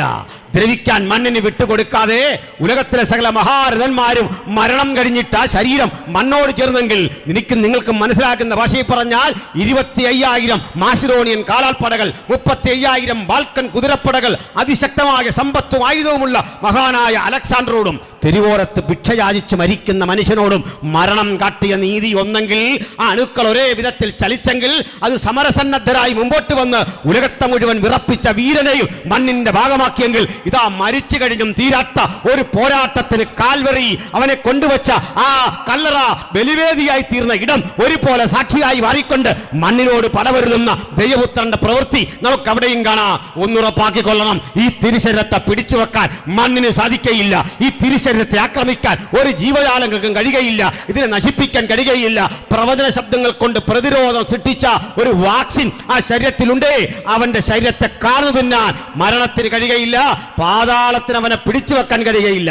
ഇതുവരെ കണ്ട ചിന്ത അതാണെങ്കിൽ, പൗലോസിന്റെ ഭാഷയിൽ പറഞ്ഞാൽ ദ്രവത്വത്തിൽ വിതച്ചു, ആ ദ്രവത്വത്തിൽ ഉതയ്ക്കുന്ന ഉയരുന്ന അനുഭവത്തോടെ നമ്മുടെ കർത്താവായ യേശുക്രിസ്തു മരണത്തെ അതിജീവിച്ച് ഉയർത്തെഴുന്നേറ്റപ്പോൾ ഇതാ ലൂക്കോസ് തിരിച്ചറിഞ്ഞു ഒരു കാര്യം, എല്ലാം തികഞ്ഞ സമ്പൂർണനായ പൂർത്തീകരിക്കപ്പെട്ട ഒരുവനെ ഞാൻ കണ്ടെത്തി, ധന്യനായ യേശുക്രിസ്തുവെങ്കിൽ ആ ക്രിസ്തുവിനെയാണ് പൗലോസ് പരിചയപ്പെടുത്തിക്കൊണ്ട് പറയാ, നിങ്ങളുടെ ആരാധന അർത്ഥവത്തായി തീരാൻ, ആ ശരീരത്തോട് ഏകീഭവിക്കാൻ ബുദ്ധിയുള്ള ആരാധനയായി ആ ക്രിസ്തുവിൻ ചൈതന്യം ഏറ്റുവാങ്ങി കർത്താവിനെ അനുധാവനം ചെയ്യാൻ സാധിക്കണമെന്നുള്ളൊരു ആഹ്വാനമാണ്.